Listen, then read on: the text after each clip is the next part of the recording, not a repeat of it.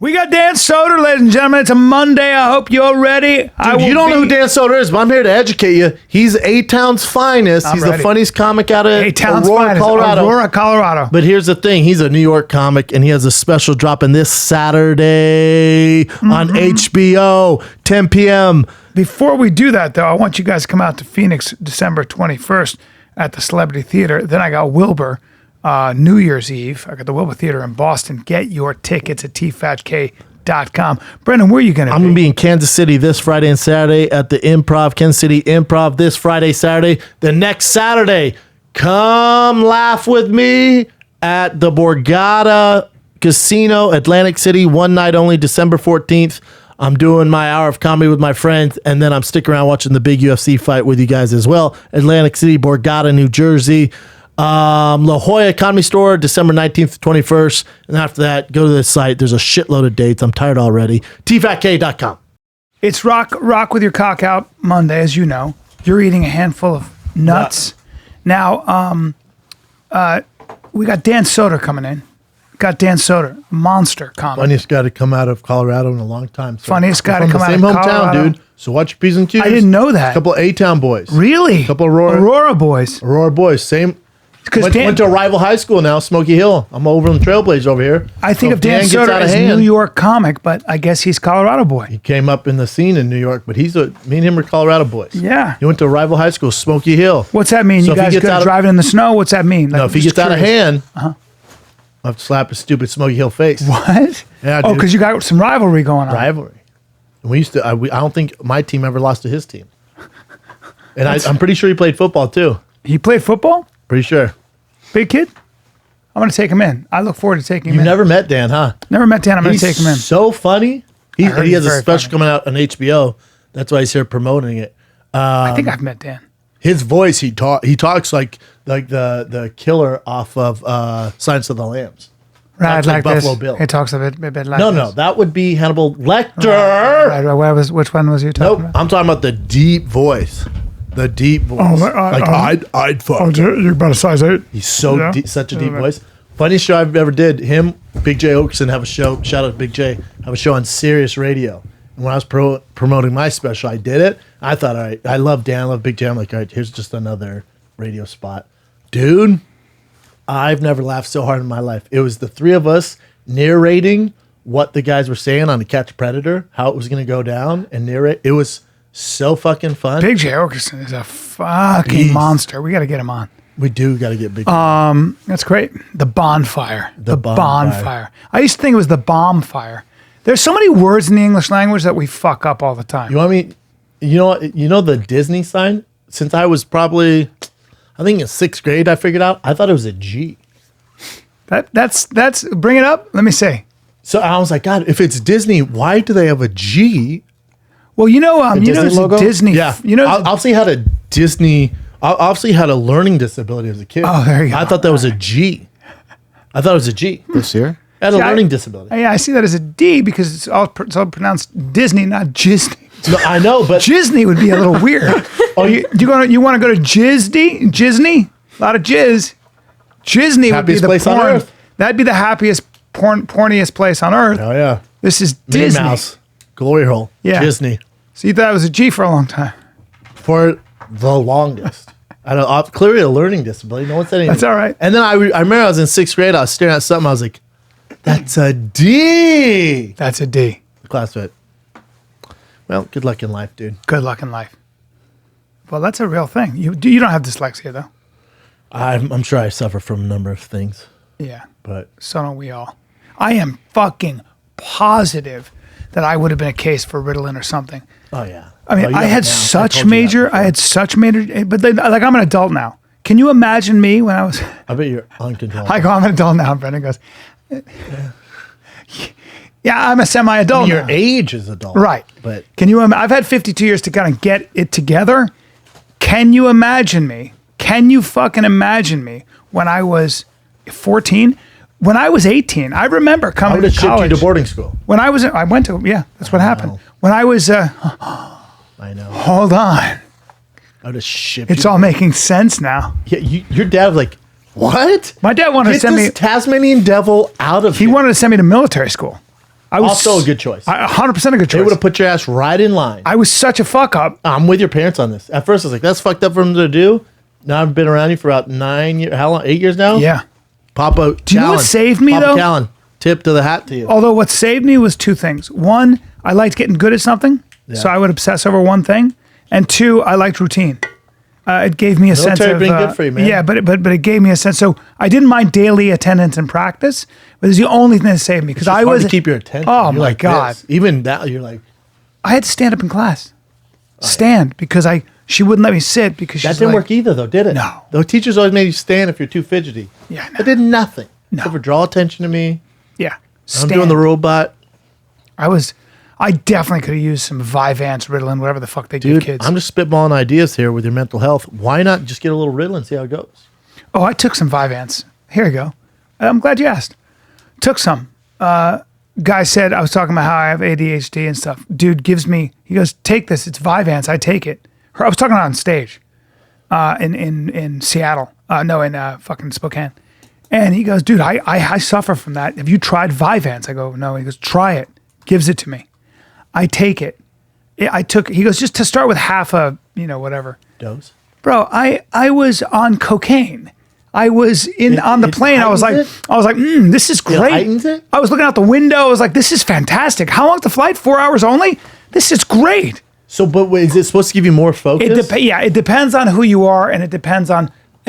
So some kids, you give them a stimulant, it actually has the opposite effect. It calms them down. It focuses them. Weird. Yeah, it can be very. I talked to this therapist who did many primary studies with kids, and there, Ritalin, these things get a bad rap. However, he said he looked at me and he goes, "Look, I've been around it my whole life. They absolutely save some kids." Well, I told you I was talking to this doctor about my son with his seizures and CBD oil. He was completely against CBD oil. But since I gave my son, shout out to Pure Spectrum, since I gave him the CBD oil, there's been none. Yeah. Doctor goes, keep giving it to him. Yeah. He goes, if that works for you, do it. He goes, I don't recommend it to any of my patients. He goes, I don't know what I can't tell you to go take this other, medication that has all these side effects where you're giving this now and there's none. I had a guy, a medical doctor.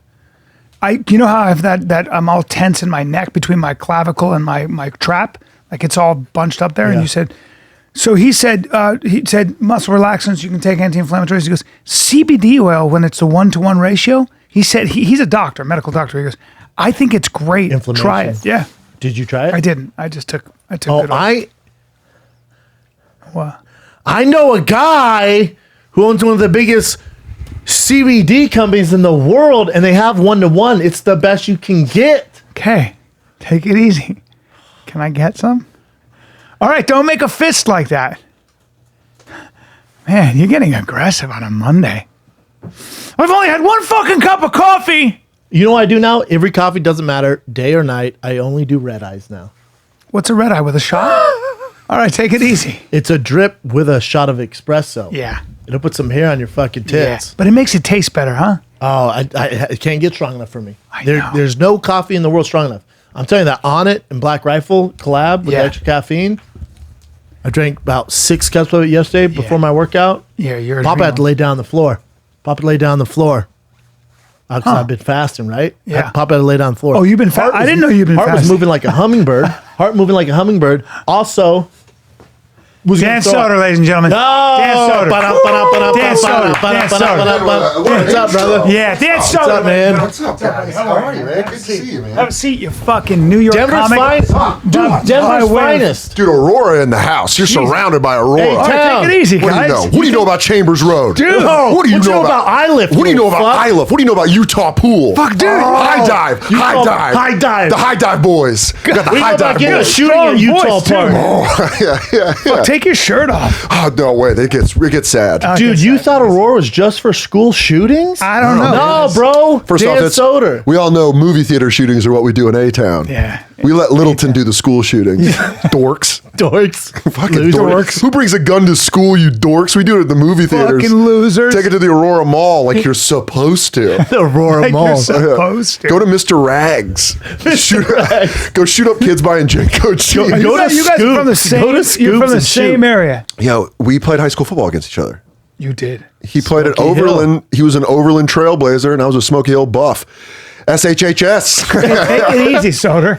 What position did you play? I played outside linebacker. I wasn't good. He was good. I was not good. Do you remember him? No, but I remember, this is crazy about Brendan. I remember he played at University of Colorado. I was obsessed with the video game NCAA college football. Oh, yeah. And they used to put names on the players like this. You could like real dork shit. Yeah. You could take a memory card and someone would come back with like, college kids, it's illegal to put their names on. One kid would put the whole roster, and I ran a dynasty and Schaub was on it as my fullback. What's up, bro? Did you play with Brown, with Chris, with He was older than me. Bobby Purify? Bobby Purify. Man, you were on a squad. We're So on a you were squad. on that team that beat Nebraska 62-35. The year before me, that was Chris Brown. But we never, I'm trying to think. I was don't with think we Lawrence never Vickers. lost to Nebraska either. Yeah. Yeah. You were with Lawrence Vickers. Lawrence Vickers. I Bobby love Purify, that when he Calvin. narrates that amazing. I don't know Most what that passionate was. person I've ever met. That's Colorado That, football. that was a You my that was a bitch. hype up video that they had Lawrence do, and it's this play, and it's CU versus CSU. Yeah. This play where I truck this dude, and Lawrence trucks this dude. Was that in Vesco? No, that was at fucking Mile High? Folsom. Okay. Yeah, but we both truck him. He's narrating it, but he's getting the kids hyped up. Can I ask you a question? 8 inches. That's fucking good Soft. for you. Soft. Soft? So I'm not him. Lawrence Vickers. Oh. No, he's working with a regular piece. Oh, I was like, Jesus Christ, why are you in comedy? Nah, Just hey, get at it's it. a nub. Hey, You should just be doing inspirational posts on Instagram. Big with body, little Yeah, nubs. Instagram Eight model? soft? That sounds almost inconvenient. Ain't that certain some guys? Probably Vickers had a Oh, dude. Like I tell you, you could talk to him like a mic. Yeah. What were you saying though? Gary Barnett. Shout out to Gary Barnett. Shout out Gary Barnett. You were there for those live ass parties, huh? Yeah. So you know, got you got. sanctioned by I the want to CU. be in. I want to be in with you guys. Go Okay, on. so let me explain to Katie you this and from a Nida, fan bro. because he was Katie Nida. Yo, shout out Dr. Dave Nida on Channel 7. Dude, what's up? A local news doctor. His daughter was a kicker on CU. Yo, CU's football program. When Brandon played there, top 10 football team. Yeah. Then it comes out, these motherfuckers are having wild parties with like Rages. strippers. A lot of fucking. Dude, All the they were- fucking. all these boosters are coming in being like, come to Colorado. And then bringing in like fucking strippers.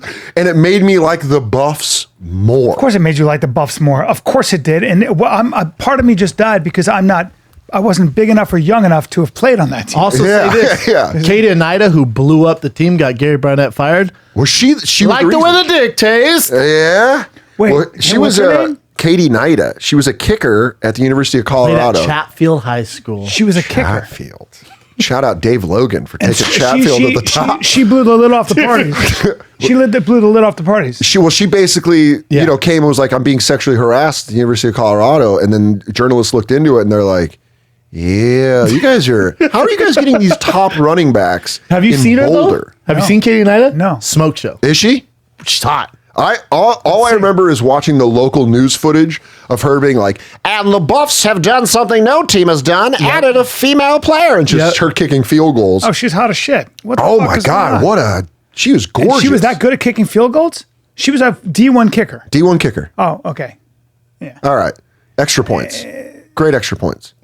Well, that's why you got Gary Barnett She's fired. adorable. Is he goes, well, she's just not very good. And then everyone was Because they're like, why aren't you playing? And he's like, well, she's not very good. And everyone's like, how dare you, sexist? Yeah. And then the investigators are like, let's shine a light. Oh my God, there's semen everywhere in this locker room. Yeah, you got to understand, dude. CU was getting guys that were like supposed to go to fucking Florida State and we're supposed to go to like USC, and they're like, I'm going to Colorado, and you're like, why are you going to Colorado? Because of the parties. Yeah, and they're like, have you been to the parties? Legendary. And she ruined everything? She was kind of the one that she was the spark plug that Yeah, But you're Gary Barnett she's the lost match. his She's job. the match that lit the fire. Yeah. you're a gal on a all guys. I mean, it couldn't be more of a male dominated. I think football locker rooms, everyone should play football just for the feeling of a locker room, to feel how terrifying isolating and hilarious it is. And Hilarious, keyword. She was hilarious is the number one Hilarious thing. keyword. But she was actually raped here, so that's a different story. Oh, shares her story of surviving rape. Well, she was raped in not in at CU. That's a New Mexico Lobos thing. Yeah, that's she transferred to New Mexico. Yeah, they rape down in New Mexico. Colorado. The Buffs don't do that. Yeah. They pay for sex in Boulder. But dude, it was like football locker rooms. You see how hilarious everyone is and the true racial divide of the boombox.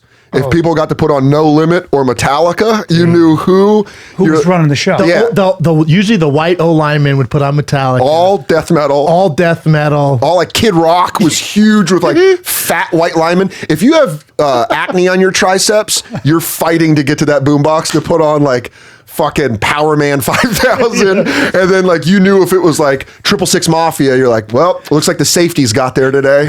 Look like the skills looks position. like Brian Calhoun from Houston got in there. They're like, oh, DJ Screw. Oh, I think Derek, the black kid with gold teeth, got to the boombox. That's so true. And like no one wants to admit it. They're like, there's no racial divide either. Like it doesn't. There's always like a few kids who could mix, go play for both teams. That was me. Yeah. Most of my friends were black. Yeah. And then it's like you could mix, but in general, it was very whites over here, blacks over here. It's come together. And it's the big whites. It's like the big fat whites. Yeah. And then it's like, like a quarterback would be over there like trying to talk to his receivers, and you're like, we know what you're doing. We know what you're doing.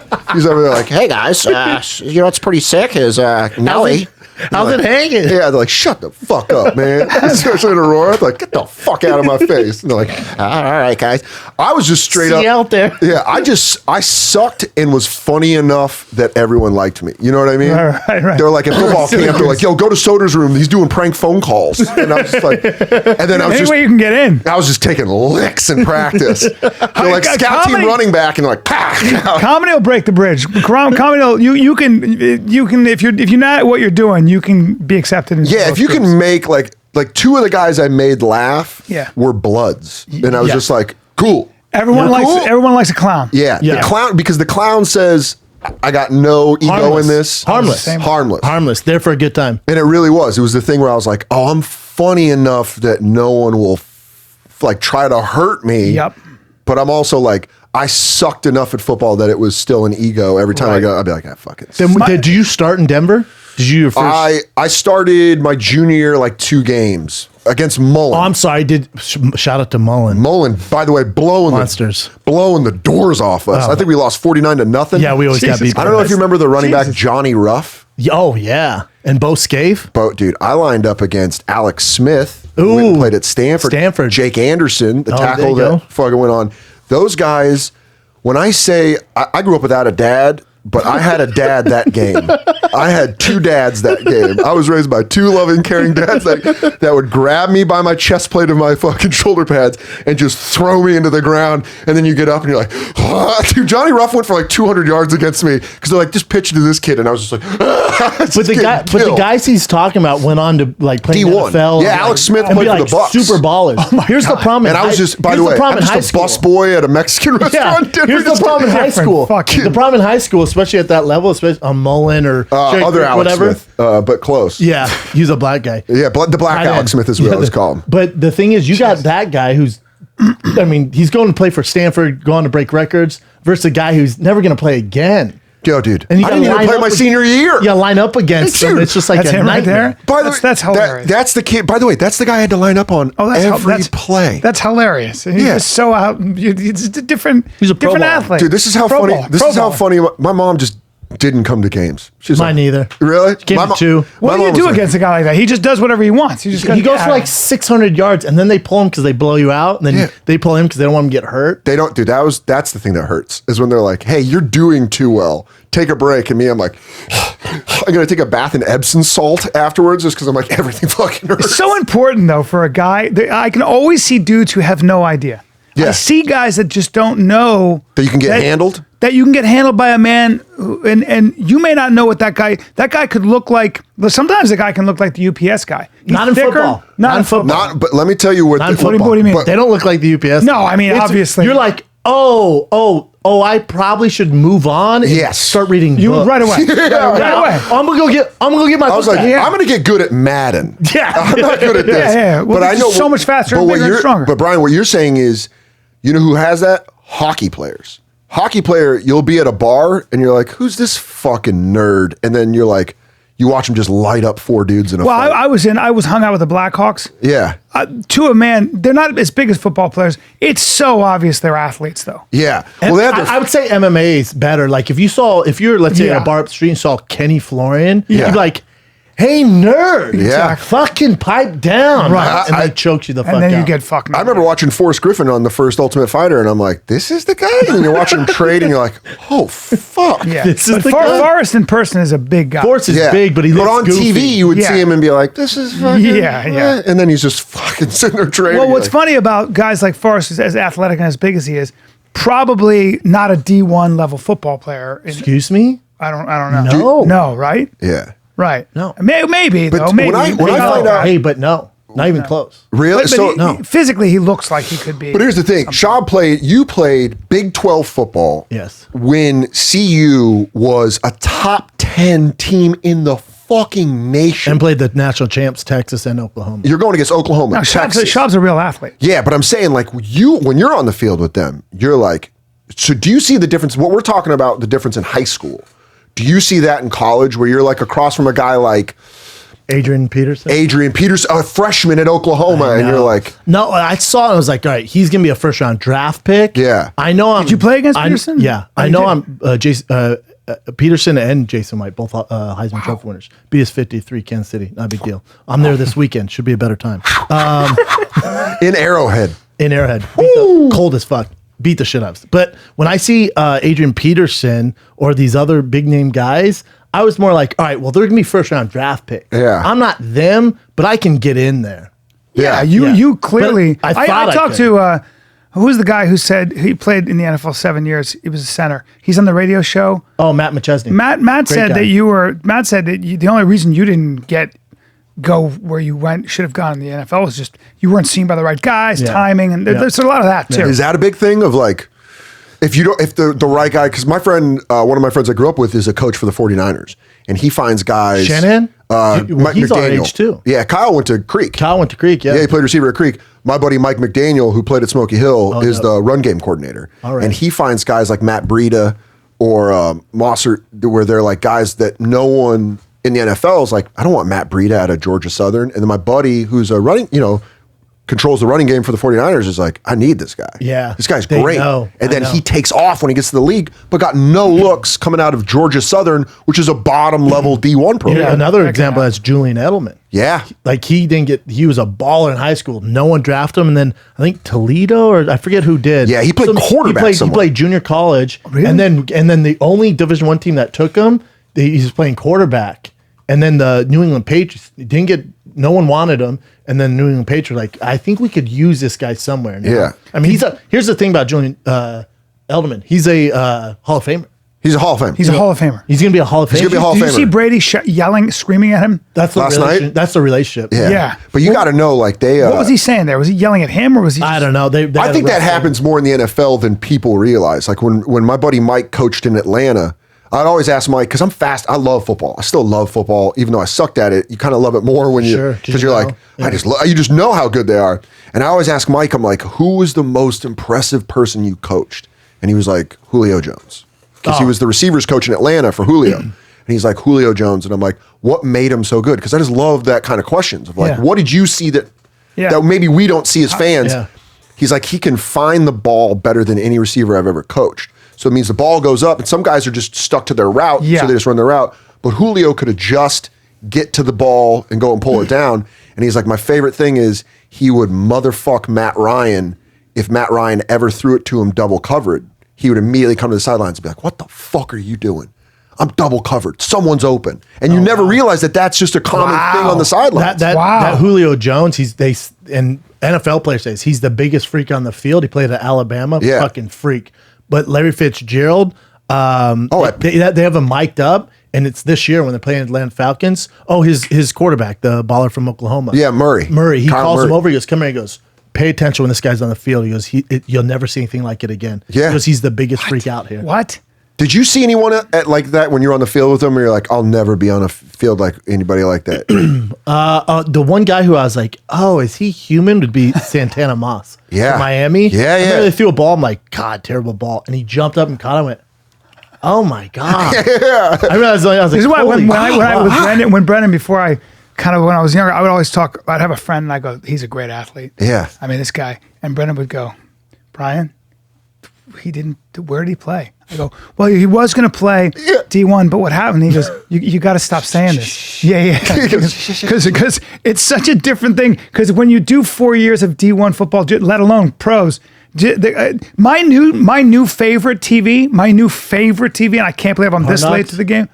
Last Chance U. Oh my God, is that a good show? But then you know what? That coach. You see season 1 of Last Chance U, you see that D tackle, and you're like, this kid's blowing everyone out. Then you see him on Hard Knocks, and he doesn't make it to day 2. He's not Couldn't take it. He's just not Well, no, shit. he's not. He just gets to Oakland Raiders, and they're like, and it happened like this. Gruden said something like, hey, let's get some of these fucking guys. Give me guys who wanna play. Get them the fuck out of here. That's it. But See ya. my question to you is the NFL one of those places where you can kind of go D2, low D1, and no one's giving you a shot because of high school, and you grow, like look at like a guy like George Kittle for the Niners. Stud. But at Iowa, tall, skinny, people kind of overlook him. Even when he got drafted, people were like, all right, George Kittle, and now He was still a high draft pick, though. Yeah, you're right. Second round, I think, or first round. But does it make sense? He won sense? the Mackey, I think. He's a baller. Yeah, but there's guys. What position? He's a tight end. He's so good. I mean, he's the fucking Shout man. out to white tight end. I mean, white tight ends who can catch. What's up? Well, thanks for the throwback. Dude. Thanks for the. But is there no white running back? Yeah, a white running back lasts 6 games. Although they're like McCaffrey. Yeah, Christian McCaffrey. Well, you might were win a MVP. tight end. What was your? Well, tight end like H back. But you play fullback too, right? Yeah. You were a blocking Were you back. as fast as most tight ends, or I ran a 4.68. Ooh, that's fast as shit. That's fucking cooking. That's fast as shit. 4.6. For a Yeah. guy These your guys are size moving that fast, that's terrifying. That's fast. That's fast as fuck. I'd have trouble with that. Yeah, but I always have think about some trouble. guys who are low-level D1, and then they blow up in the NFL. It's the exception, though, isn't it? It is. It's the exception. It's like the guy who's working at Ralph's right now, who's like been on a million fucking auditions, hasn't happened in 8 years. He goes, Morgan Freeman worked at Ralph's. I'm like, Yeah. There's an exception to the No, rule. I know. Yeah, I know. Yeah. Kurt Warner played arena football. I'm like, Well, that was always like the Louis C.K. story, you know, where he was like, I was doing comedy and then all of a sudden it broke in like 2007. It's like you were winning Emmys writing for fucking Conan in the 90s. You know what I mean? Like No, but your stand-up yeah. didn't blow up, Yeah. but you were an elite High level Yeah. comic Comedy mind. writer, the Yeah, highest you were level. like, Yeah. you were winning fucking award. You were writing for the Chris Rock show on HBO. Like you were doing and he was shit. in. He was in the inner circle with Chris. Yeah. Rock. Always in. He was always the Everyone cool knew him. kid. But then also with Louis C.K., it's like he started thinking, was like, you got to bomb 10,000 times before you're a real comedian. And everyone's like, that's your path, brother. And he keeps spitting that knowledge. I'm like, fuck, dude. But there's a great book called Talent is Overrated. And the author of it takes the look at Malcolm Gladwell's 10,000 hours things. And he goes, yeah, but it's a great thing of like, you can do 10,000 hours and still suck ass at something. First of all, 10,000 hours means it's very misleading because you have to be practicing the right way. That's what this book is You get about. really good at the wrong thing. Yeah. You know, if you're not careful. So well, even if you're doing 10,000 hours, but it's something you're not good at. right. Yeah, I mean, Do that's- 30,000. It doesn't matter. This book is, I recommend it for everybody. It's a super fucking dry read, but it's really great because what he does is he does that exact thing where he talks about applied practice. It's a great book. Yeah, you have to basically practice the thing that you suck at until it's great to just boost your whole game. So that's where he's saying where he like, breaks it's not up, a talent yes, thing? so he'll break up practice like this. So the difference between say regional swimmers and Olympic swimmers is actually not time in the pool, and it's not even so much talent a lot of times. What it is that when you have an amazing coach, that coach will say to you, okay, today your hand is coming out, your elbow is coming out this high. I need your elbow this high. Yeah. Just So being for a effective. week they'll only practice that. Yeah. And so Roger Federer. So they That always would be the coaching more than anything. He's the coaching. So Roger Federer. So they think Roger Federer practices an hour and a half a day now. The way but even back in the day, one of the reasons a lot of these guys, because see, it's and you know probably know this, but you can practice 6 hours a day, then you start getting injured. Yeah. So you have a limited amount of Overtraining, time. yeah. Yeah. So you have a limited time. So what they'll do now, especially with tennis, which is a lot of physical, Yeah. is they have you, they're very fucking very specific about, and then the rest is just timing. Yeah. Keeping your timing where it is and everything else so that you're. Count is overrated. And he kind of goes through like, he goes through Jerry Rice. He has a chapter on Jerry Rice about how Jerry Rice. the fastest. But he would run those hills because he wanted to stay fresh in the fourth quarter. He would have those hand grasp Catch things, bricks and stuff. people would be like, "Why are you doing that?" He would always walk around like that. He's like, "So I can take the ball away from people that don't have as strong as hands because people aren't working their hands." That's an out. obsession. It's an obsession, and So it's like Brady's that way apparently with his training. and that's where it is. Like Tiger Woods was another. So chapter. they're saying just outworking. They're saying working the you right work way, smarter. not work smarter. So saying like work on like after I read that book, I was like, all right, I don't sit down and write jokes well. So let me do that Right. until I'm better at sitting down and writing jokes. How were you doing it? I was just, I would the riff top, something yeah. and then I would write down like a line and then I'd Like go on bullet stage. points? Yeah. But then you go on stage and the only time you're working on it is when you're on stage, which can be highly effective. But then I was like, well, what's my weakness? And that's sitting down and writing out the jokes. Because I would hang out with people like Sam Morrill, who's like unbelievable. So funny. But also can sit down and be like, bop, bop, bop, bop, bop, bop. And you're like, I can't pull from that. I would do it and I'd be like, this doesn't feel right. But then you sit in it and you do it enough and then you start. It's like deep practice. They do that with musicians. So Yeah. like world-class violinists, world-class piano players. They will, you have to work on what you're bad at. Yeah. You're great. Oh, great. You can do all that. And then they make you do these weird things with your left hand that hurt your hand. But that's where they go, that's where you're wrong. That's where you're not doing it. So they'll just do that. Deficiency. So you focus on what you're bad at. That's also where people. It's funny you say about stand-up though, because I was sitting around thinking about metaphors. Like I'm not as good at coming up with metaphors. Yeah. So I've been doing exactly that. Just sitting down and kind of going the next step. You ask the next question. Yeah. Right? Writing wise. Did you read the book? Yeah. It's a great Yeah, book. and you have to fail a lot at it to kind of, then you start getting better. And then when you get that little bit of progression, you're like, oh shit, I can do this. Yeah. Now I can and then it gets you hyped to be like, let me do it more. And that's why I think the danger of when comics get super successful is they start getting insulated by people that don't be like, hey, your left hand's off. You know what I mean? Like a musician, when they blow up, they're like, everything you play is perfect. Yeah. And you're like, no, man, you still have weaknesses. So I think that's like important when you see comics and they're like, why are they not funny anymore? And it's like, well, because they lost their edge though. but they're also keeping people around them that are like, man, you're so funny. As opposed to be like, I live with Mike Vecchione, who's like, He's fucking funny. Funny as I fuck. just saw him in New York. I'm with Dove, and Bring Vecchione's him up on Chin. stage. And I go, and I'm watching him, and Dove goes, let's go back there. I go, hold on, I gotta watch Vecchione. Yeah. He fucking kills me. dude, he is, I mean, when I say He's your roommate? he's my roommate. He's an Great guy. airtight comedian. Oh, Airtight comedian. big, like an Italian kid. Looks like a cop. Looks like a gangster. Wrestled in high school. Yeah, wrestled at Penn State. Oh, he wrestled at Penn State? Yeah. Oh, that's a big deal. And we've lived together for like 8.5 years. Great guy. But he's a guy where I'm like, oh yeah, dude, we live in Queens. But he live with You him. guys I do live in the this- gym, Did dude. you guys date? Or? Yeah, I mean, we're all common law husbands. But he's a thick kid. Yeah, he's a big old thick I didn't know boy. he wrestled at Penn State. Yeah, And you guys met in New York? yeah. I mean, we've been friends just through comedy or whatever. Wait, how'd you get from Denver to New York? I Because moved- growing up in Denver, and you can vouch for this, there's no creative outlet for if you want to be a comic. Or There's Comedy Works. There's Comedy Works, but there's no like. See, my face comes up. That's how common law husband we are. My face comes up when you how There search. you are. That's. Vecchione. Yeah. Wait, I interrupted you. Tell me about. But I'm saying like Vecchione's a guy where I can constantly check jokes with him, as opposed to if I was by myself and you just had a lot of yes people around you and you're like, hey, does anyone do this joke? He's the one. You got to keep people around you that are kind of like, dude, I hate to say Of this. course. This you're guy down does. you're down at the cellar, right? Yeah. And so you're just like, Is there any better place? Is there any better place to incubate The Stand. and get better?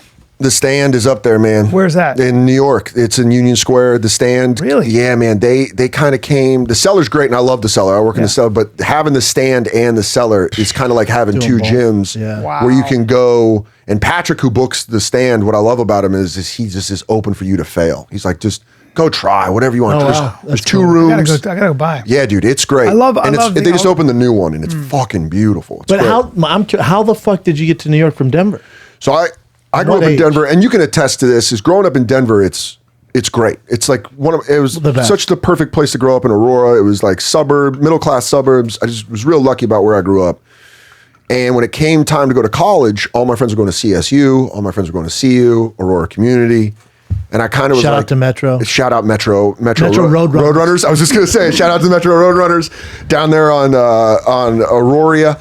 But I was kind of like, if I stay in Colorado and I go to college in Colorado, I'm going to live in Colorado. I'm going to have a family in Colorado because there's not much everything's That's there. what everyone does, though. That's everyone does. Yeah. And it's a good life. By the way, I don't blame anybody for that. It's fucking great. I love seeing my friends when I go home. But I was like, let me leave Colorado for college, and then it'll just be easier for life for me to leave. So I went to the University of Arizona. I had a friend of a friend. That went there, and it was kind of like, hey, I'll go down there, and I fucking hated it. Oh wow! I went down there. ASU. Where was it? Tucson. Oh, Tucson. I went down there. I had no money, and I thought it was going to be like Boulder. I thought it was going to be house parties, red cups, kegs, everyone sitting around smoking shitty weed. And then I went down there, and it was like credit cards, vodka sodas, Range Rovers. It's all these rich kids from San Diego and Long Island. And they come down there, and they just got dad's money. And I was kind of like, man, fuck this. And so I started working at the radio station, and I always wanted to know I wanted to be a comedian. So I started doing open mics at Laughs. In college. At like 20, 21. And then it was like, the second I showed up at the comedy club, I was like, oh, these are my people. Here we go. These are like, dude, Theo came through. Like, I think my first year into comedy, he was starting, and I met Theo in like 2005. Or 2005, him coming through, and he was featuring. Oh, wow. And it was just one of those things where it was like, I loved it, but then I knew I needed to leave Tucson after I graduated U of A, because my mom was like, just please get a degree. So were you doing a bunch of sets and going to school? Like I was working weekends. Like I would MC at like Albuquerque Laughs and then drive back. Or I was doing like a lot of casino gigs in Arizona. Yeah. Like Honda Casino, Desert Diamond. You could just go work these places. And it kind of sucked, but it was stage time and I got good. And then I kind of got good at being shitty. You get good at being shitty in casino. You feel like you're moving in the right direction. Yeah. And then it was like LA or New York. And I just always had grown up idolizing like New York comedy. I loved Tough Crowd, like Opie and Anthony putting me on to like Patrice and Burr and all those guys. And I kind of was like, my car was a piece of shit. I didn't have any money. And I was like, I'm just going to move to New York. And I just moved to New York in like 2000, at the beginning of 2007.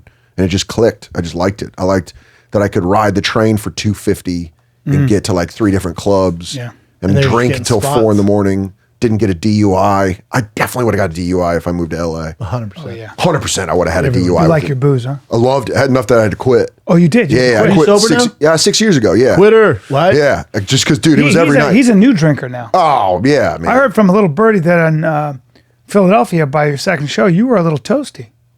At the end of the show, you were toasted up a little bit. Maybe. I'm toasty. Were you a big drinker in high school, college? No. Never. He's a whiskey gentleman now. Didn't drink. Now, I won't do a set without a shot of whiskey, at least a shot. So my first 2... Usually doubles. Yo, man, my first... And then you sip. You sip on stage? Oh, yeah. Until I quit drinking. Until 2013, I would do a shot and a beer before every set. And that's how you started. No, that was just... dude, I come from a family of drinkers. Well, that's what I'm saying. Like that's you do your set with that, right? Yeah, and then, dude, I've had blackout sets in like Seattle where just the next day you're like, what happened on 10 o'clock? People are like, you ripped it. And you're like, that's the secret. That's I gotta get blacked out. You ripped it. And you're like, oh, fuck. And then you're waking up like shaky and suicidal and you're like, hey, you know what? Maybe I shouldn't fucking do this. But I just watched my parents be alcoholics, and I was like, you know what? I'm gonna smoke weed. I was a big pothead in high school, and I was like, I'm just gonna fucking smoke weed. And I stayed smoking weed, but then I started drinking. And when I went to Arizona, when you grow up in Colorado, you grow up at altitude, so you grow up drinking at a level where there's less oxygen in your brain. So you can handle it. Dude, I went down to Arizona like a fucking superhero. Frank the Tank. Dude, I was putting people Frank away. the Tank. I drank like I did 2 tours of Nam. By the time I got to Tucson, I was throwing them back, and they're like, I could tell you about Da Nang. You want to know about the river? Bam! And it was like, I was at the comedy club at 21, drinking with dudes with real problems. Yeah. Hanging with them. Real problems, not Hanging you. with them. Though. Just fucking drinking, being like, this is fucking fun, whatever. What was your drink of choice? Shot of Jameson and a Bud Heavy.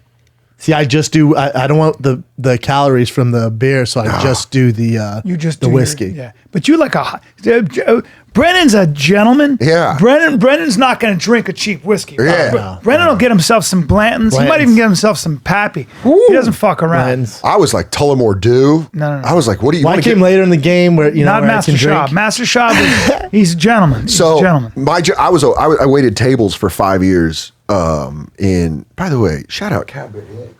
Who's fucking leaving these? Dude, you around? want them? Who's leaving They're these? yours, around? bro. Those They're are my his fave. Those are his favorite. They're my What are fave. you doing leaving these around? You can have them, man. Are we candy best friends?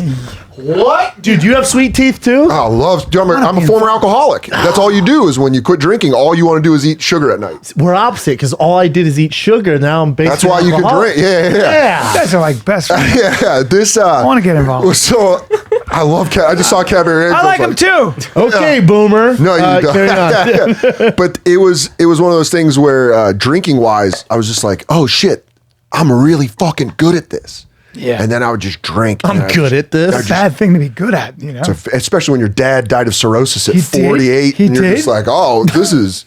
How old were you? I when get your the dad passed gene. away? 14. You were 14? Yeah, so I watched it. And I was like, I have a joke right now on stage where I was like a third generation alcoholic, which is too much pressure. I felt like Ken Griffey Jr. I felt like Ken Griffey the third. It's in your family. feel like huh? Michael- Yo, dude, my dad's dad, his dad, all clocking out. Wow. All clocking out because of And you booze. still went down that path.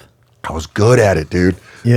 It's crazy when you're good at Yeah. something. It's like when I You watch could handle. You could drink and then drink in the morning. One of those people. Oh man, I can't do the Burt, which is like wake up and be fine. It started taking its toll in my late 20s where I started waking up and I was like out of commission for 12 Have hours. you ever talked to Mark Norman about touring with Bert? I used to, dude, I saw Mark Norman when we did Something Is Burning in New York, right when they came off. And I saw Norman and he goes, he broke me.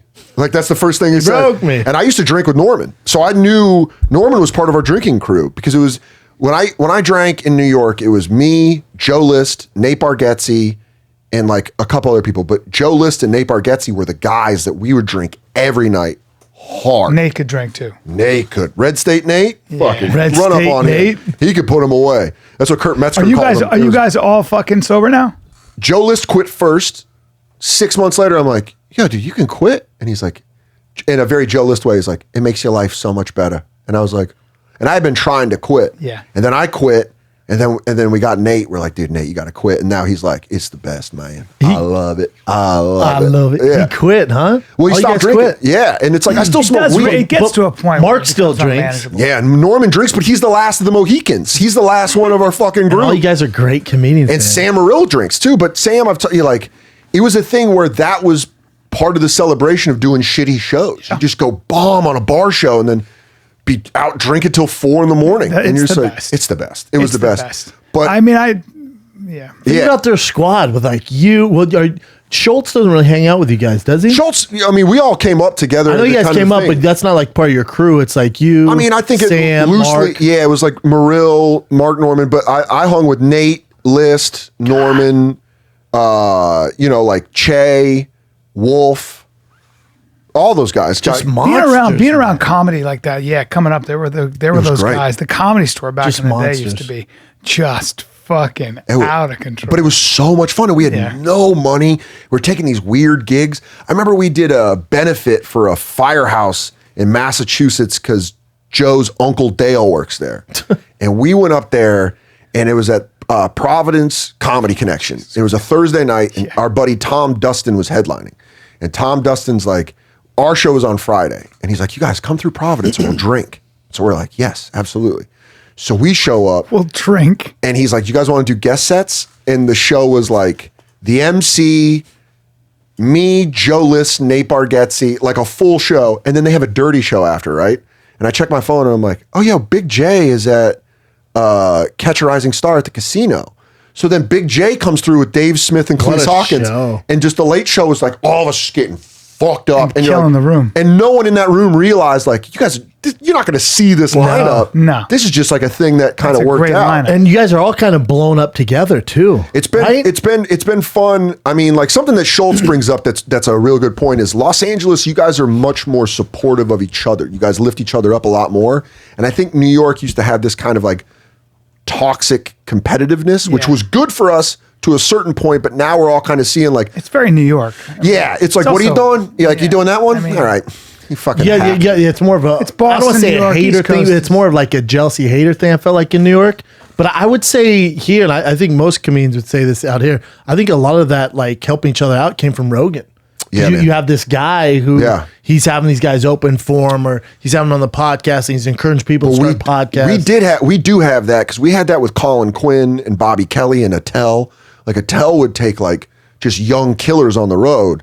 And that was something that were like, when I started headlining, I always wanted to emulate. I was like, man, having a feature that really makes you nervous. Yeah. And watching them grow and get better. Yes. But legit, Tim Dillon featured for me for a while, and it was like one of those things where I was like, all right, dude, all right. And then Shane Gillis was on the road with me for like 2 years, man. And he's such a beast that you're like, shut the fuck up, dude. Shut the fuck up. Like, he's killing it. And you're like, monsters. Stop, dude. Stop. But then you go on, dude, I can tell you, I know which sets in which clubs on which shows I felt like my features were like halfway through my set. I wanted to be like, do you want me to bring them back out? Yeah. Fucking dude, you can feel. Do you guys want Shane? Do you guys want Shane back up here? That's so good, though. That's so I remember good. a show in Vermont at the Vermont Comedy Club, Tim Dillon featuring for me, and halfway through my set, I just wanted to be like, fucking Tim, come up here.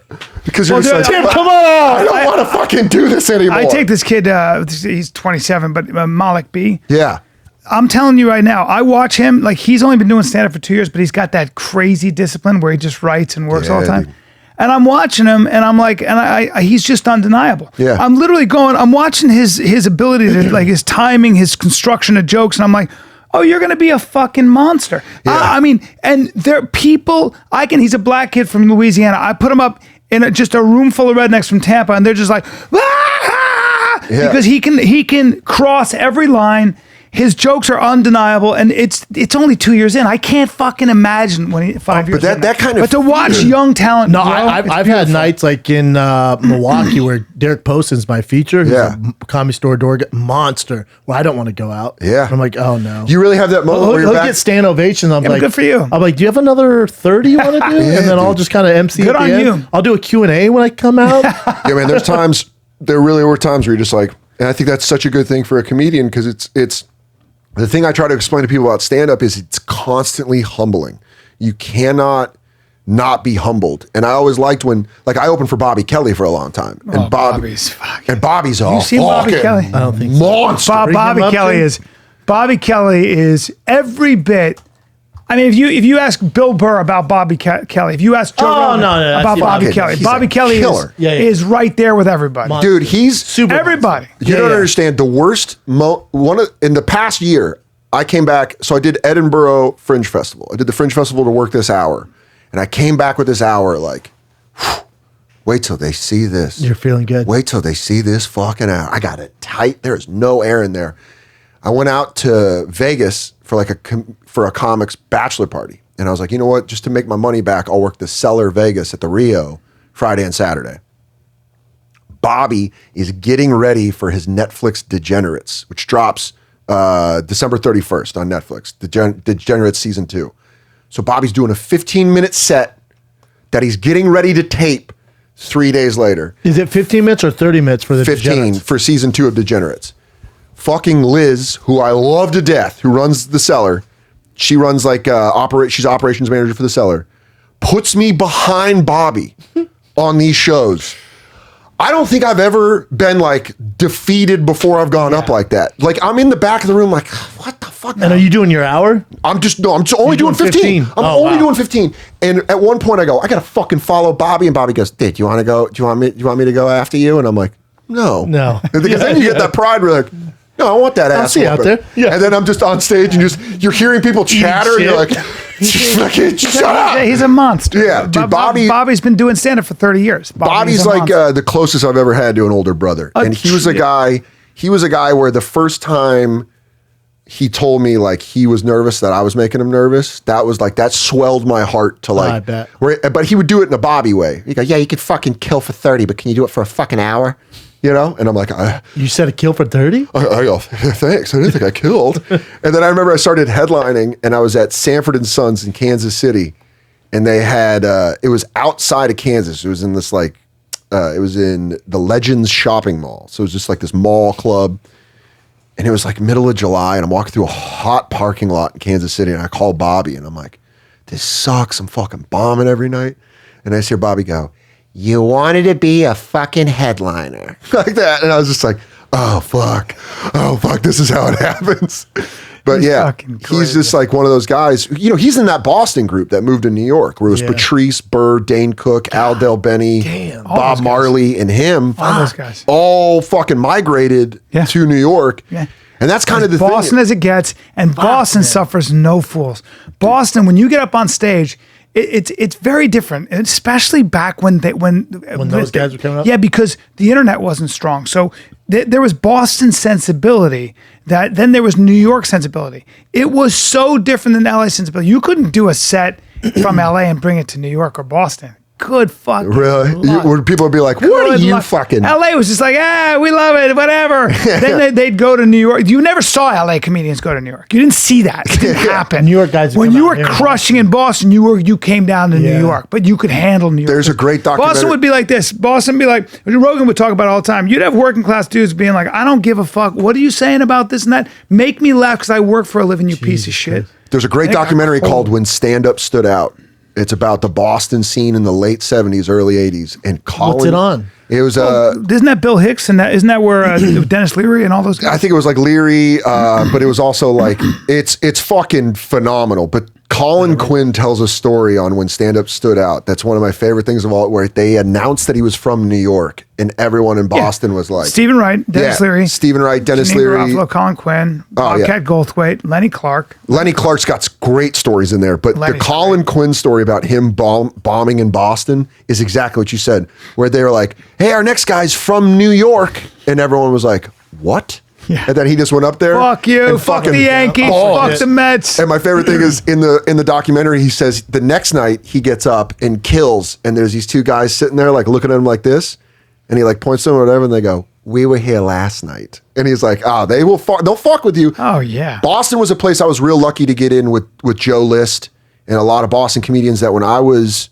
an open micer in New York, they'd be like, no, come up, open for me at Nick's. Well, that's cool. Nick's Comedy Stop in Boston, which becomes a dance club at 9:30. So they stop the show. Yeah. But it's like this deep ground, and it's not the Nick's that these guys came up at, but it's still Nick's. Well, so now the internet's changed so much of this because you can curate your own audience. Yeah. They know you by the time you get up there. Back in the day, you got up in front of a bunch of people that didn't know you or care about you, and it was like, so your jokes had to be tight. I remember bombing at fucking Caroline's, where the guy threw a straw at me. It's the only time I was like, I was going to kick him in the face. I was so mad. But I kind of deserved it because I was trying to be funny and I was green and they weren't having it. The owner said, the club owner was like, he's green. He's not ready for this club, to my manager. But he was right. Yeah. He was right. But that's kind of the best part about starting out in a scene like that is like you're going up and people are like, I don't know who the fuck you are. Yeah. So do the job. And you're just like, I'm trying to do shit on penguins. Oh fuck. I just remember bombing at that same Catch a Rising Star. It was a Nichols Casino in Providence. Yeah. And I headlined a weekend there, and I took such a beating. And the feature was doing like, hey, the mic stand's a big black dick, murdering. I mean, I thought these people were gonna fucking name their kids after this guy. He's like, hey, look at this big black dick, and everyone's like, this fucking guy. And I started calling Providence dumb Boston because I got mad. I was like, fuck you guys are just dumb Boston. And they'd be like, fuck you. That's actually how funny. Providence is all mafia stronghold. Dude, it's fucking crazy. Still. It's crazy. You're dumb Boston. I remember 2 weekends of eating shit like on that kind of tip of they don't know you in Providence, Rhode Island. And then there was a Ticketmaster write-up. It was one of my first reviews. And they said the feature or the opener was hilarious. Dan Soder was just not funny. He checked his watch 20 times in 30 minutes. And also, fuck you, lady. I did 45. I did my contractual obligation. It said he checked his watch 20 times in 30 minutes. No one laughed. It was sad. That was the review. And I was like, yeah, that'll kill you. Yeah, that'll get you to quick comedy. That'll be like. Do you know when they talk about greatest running backs and all that, and they never mention O.J. Simpson because he's a murderer. And he's always left out of the but O.J. Simpson was one of the greatest of all time. You talking about Bill Cosby? No, I thought you were going to correlate. No, you know who. I remember. I'm old enough to. I came up with all these guys: Bill Burr, Bob Kelly.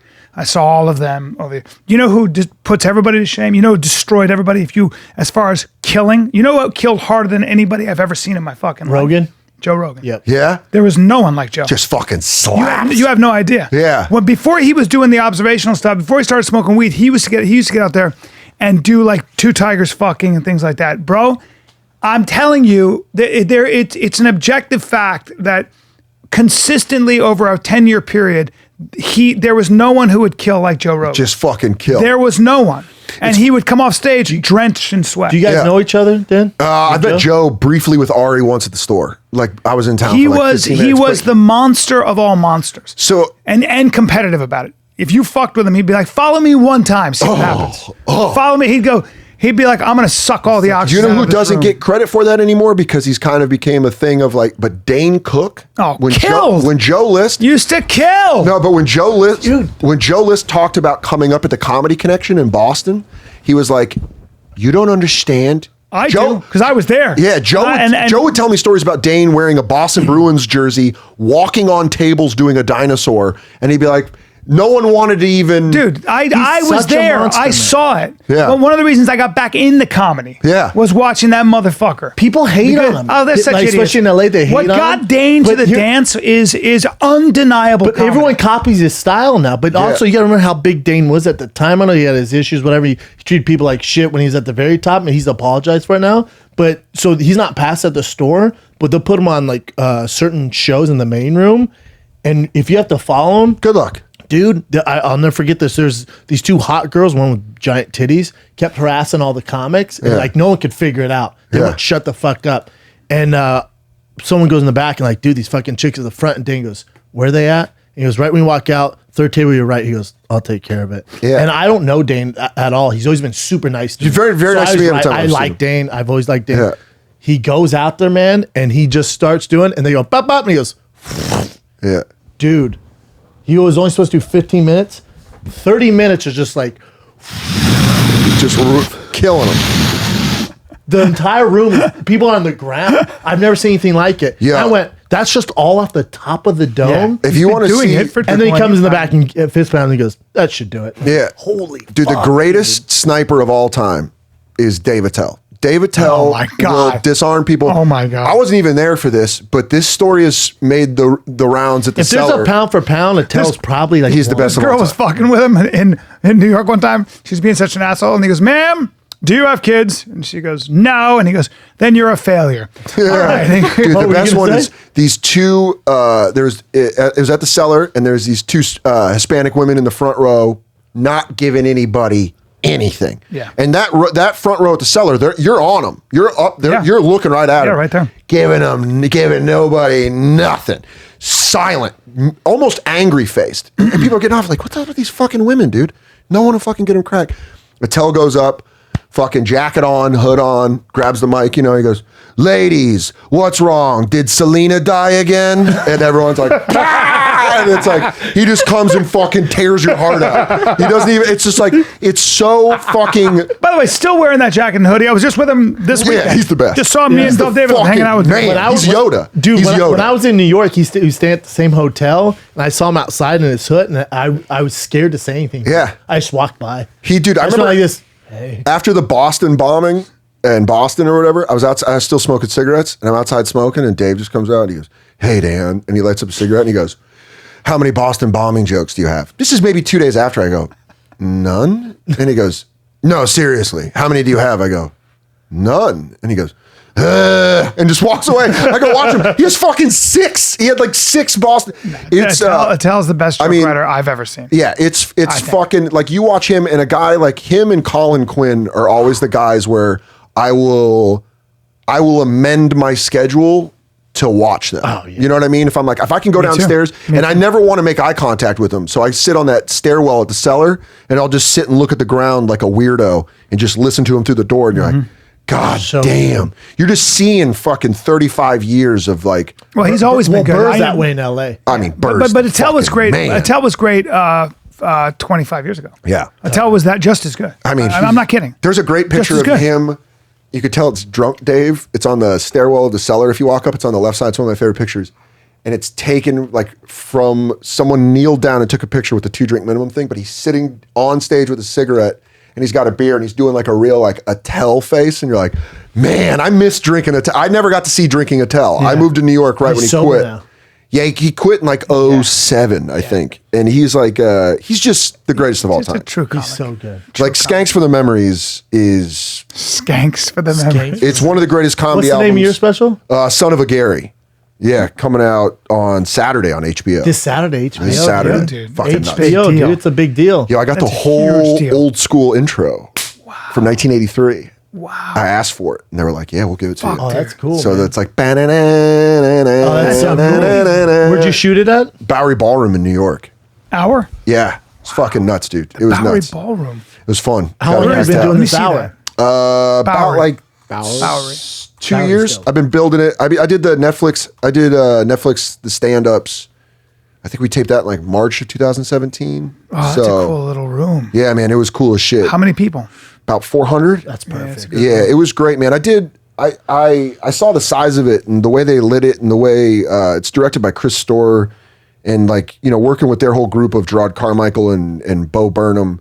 They kind of, and with HBO. Oh, they were like, worked with those guys. I love Bo Burnham. And I Bo's love the shit, Gerard. man. And the conversations we had where he's like, what do you want for this special? And I was like, dude, I want a stripped down old school HBO special. Like, let me go do the work on the material. Do you know Bo? Yeah. I'm Bo- a big fan of his. Dude, Bo and I, we didn't know each other well, but through working together, we had lunch a couple times and talked about this. And he's like a guy where it was, man, when you make something with somebody where you know they're at the top and they're gonna give you that room to do whatever the fuck you want. It's just love kind of him to like, direct.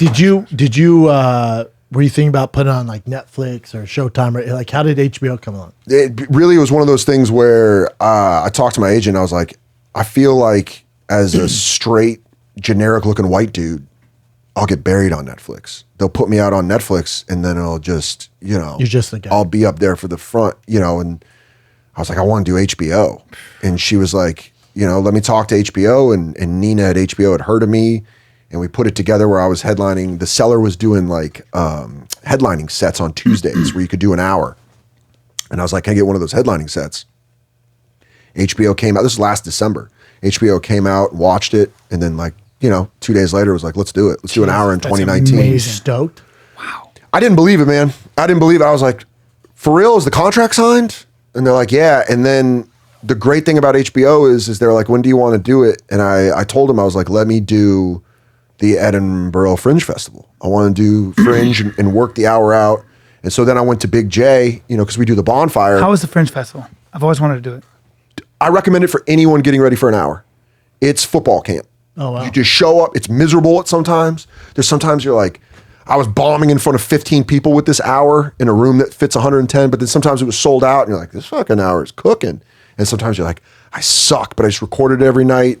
You take a walk. Edinburgh is gorgeous, so it's fun to walk around. I want to go. It's fun. It's a whole month, but you know, we do the bonfire 4 days a week. And so I had to go to Jay in January and be like, listen, dude, is it cool if I go do Fringe Festival? I'm going to be gone for 5 weeks.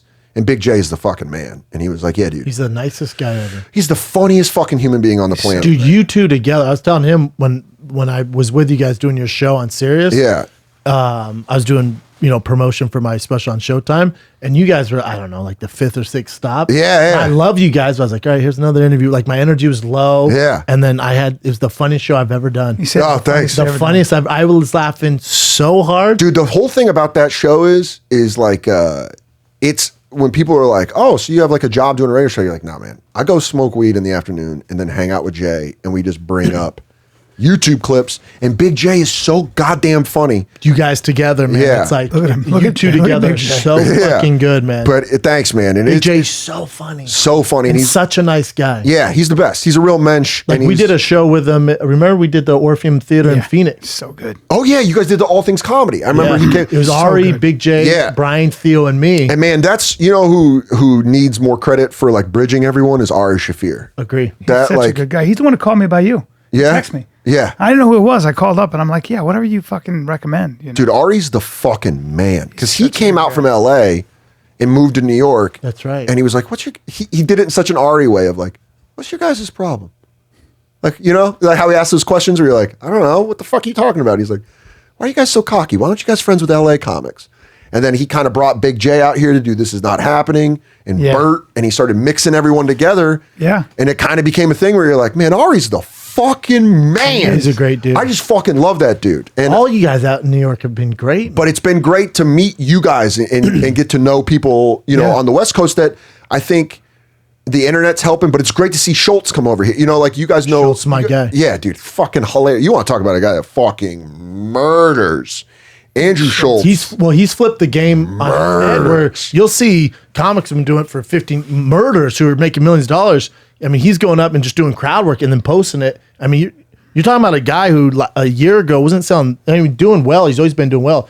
Now he sold out Town Hall twice. Man, he's the guy. Nights. I mean, you're talking about changing the game. Went, hold up. Oh, this is how you sell tickets. Yeah, but coming and up I'm a with good comic. Peep this. Coming up with Schultz, it was always having conversations with him. You're always like, this guy fucking. He's so smart. Yeah, Very he smart. really knows his shit. Oh, dude. And he was a guy where, man, I think we're in a kind of cool place in comedy right now where we're more supportive of each other than we've ever been. Because I don't know why you wouldn't be. I've never looked at it as a competition. I mean, I But just think have never understood it. at all. You never. No, I've never been that way. I was- I'm not that way naturally, but I've never understood why you wouldn't help everybody when you could. I agree with that. I've always been.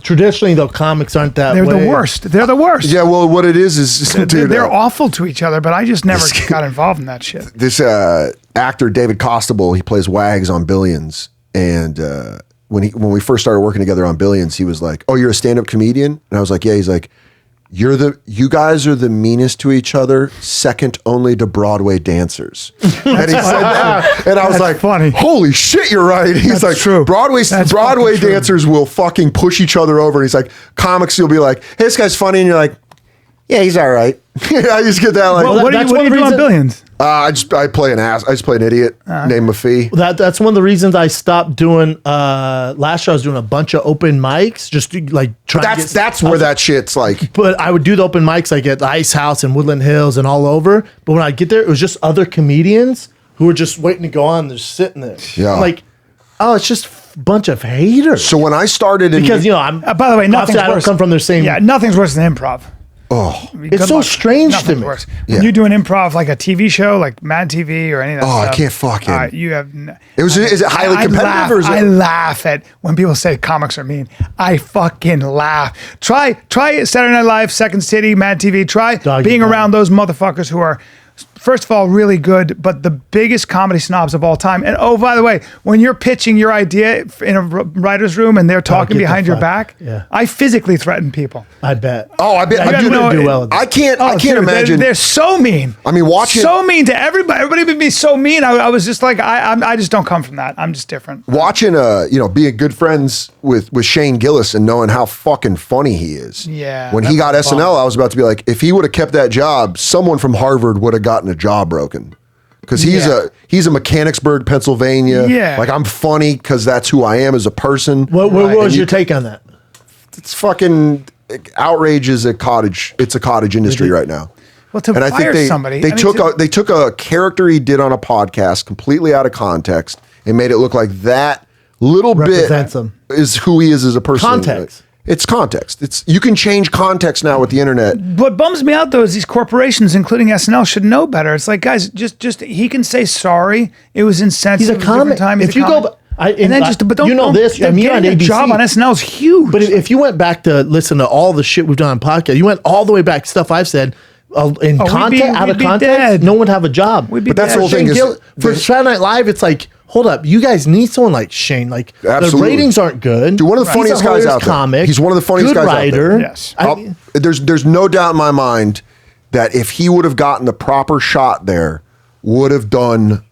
He's gonna do amazing shit. Yeah. That's the great thing about comedy is you can take L's and still work You in can the take game. you L's. don't I need- will say, but this is the problem I do have. A lot of comics are saying, he's better off without it. Hold on. No. He's He would not. have. Well, It's a big job. He's gonna be okay. It's a heartbreaking. but Brian knows more than anyone. Saturday Night Live. Yeah, but it's Brian- a big fucking deal. But let me tell you It why doesn't mean that. you're selling tickets on the road. Because in a way, it immediately means you're selling tickets on the road, and that's the dangerous Disagree. part. I think with SN, I've watched it. I watched it with Che, and I watched it with No, Pete SNL's Davidson. different. You know why? Because they put the little pieces. They You put do it sell- on. Yeah, because what I'm not gonna happens throw- is the clubs can use it. Yeah, You know. but I'm saying if you stay on SNL, Not like a podcast. It's a steroid. it's an anabolic steroid. It's a where if you get on SNL and they're like, here's a fucking fan base.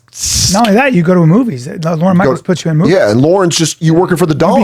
You can if you're good about it. You can. It's changing though. It doesn't work for everybody. Certain people sell tickets on that. Yeah. Yeah, for sure. But I'm saying if you stay, I think it's one of those things where I can't imagine the competitiveness of a Mad TV, of a fucking. How about Saturday Night Live though? Saturday Night Live when it's live and you have the 4 days. Dude, I know. I've known through the years many people very well. I work with one now, Tim Meadows. Oh, that's right. Yeah. But I know that I know the inner machinations of what that's like. I've gotten all the details from people, everybody from Amy Poehler to Tim Spade. Meadows, Dude, to Spade. When they talk about the Kevin, pressure cooker, like Adam Sandler's like, dude, it's what makes them great. exhausting. It makes you great. Oh, for sure, because I think it forges you into a great comedian. It also ages you like being the president in the White House. Yeah, man, for real. I got gray on my sides. I screen tested in 2014 and got close, and I was always like, oh man, what if? Like I should, and now I realize like that shit I would have been drinking again. I would have been fucking. I would have been. Yeah. I'm not the kind of guy that is like Lauren being like, I don't know, maybe not this week. Because then I'd be like, why? What did I fucking do wrong? Yeah. Do you hate me? I'm too sensitive. Yeah, I'm way too sensitive. I'd be like, the thing to remember is that this is a very long career. Yeah, and all you can do is get really good at what you do. And if you get really good at what you do and because stand-up is relentless, it's ruthless. Oh, great special. Now you got to start all over again. Yo, that's where I'm at right now, where people you just can't. It's going to drop Saturday, sucks. and I know for a fucking fact I'm going to get a tweet next week that's like, "When's the next one?" Yeah, but my answer to that is I have to write no matter what. I have to write an hour. Do you read the comments though? Because you're going to get people too, be like, "Oh, that shit sucks." No. That shit sucks. I took Twitter off my phone in October of 2018. Why? Because it was ruining great experiences. I would be out at this fucking I would be at a concert. Like we went and saw War on Drugs. Me and Big J saw War on Drugs at Terminal 5.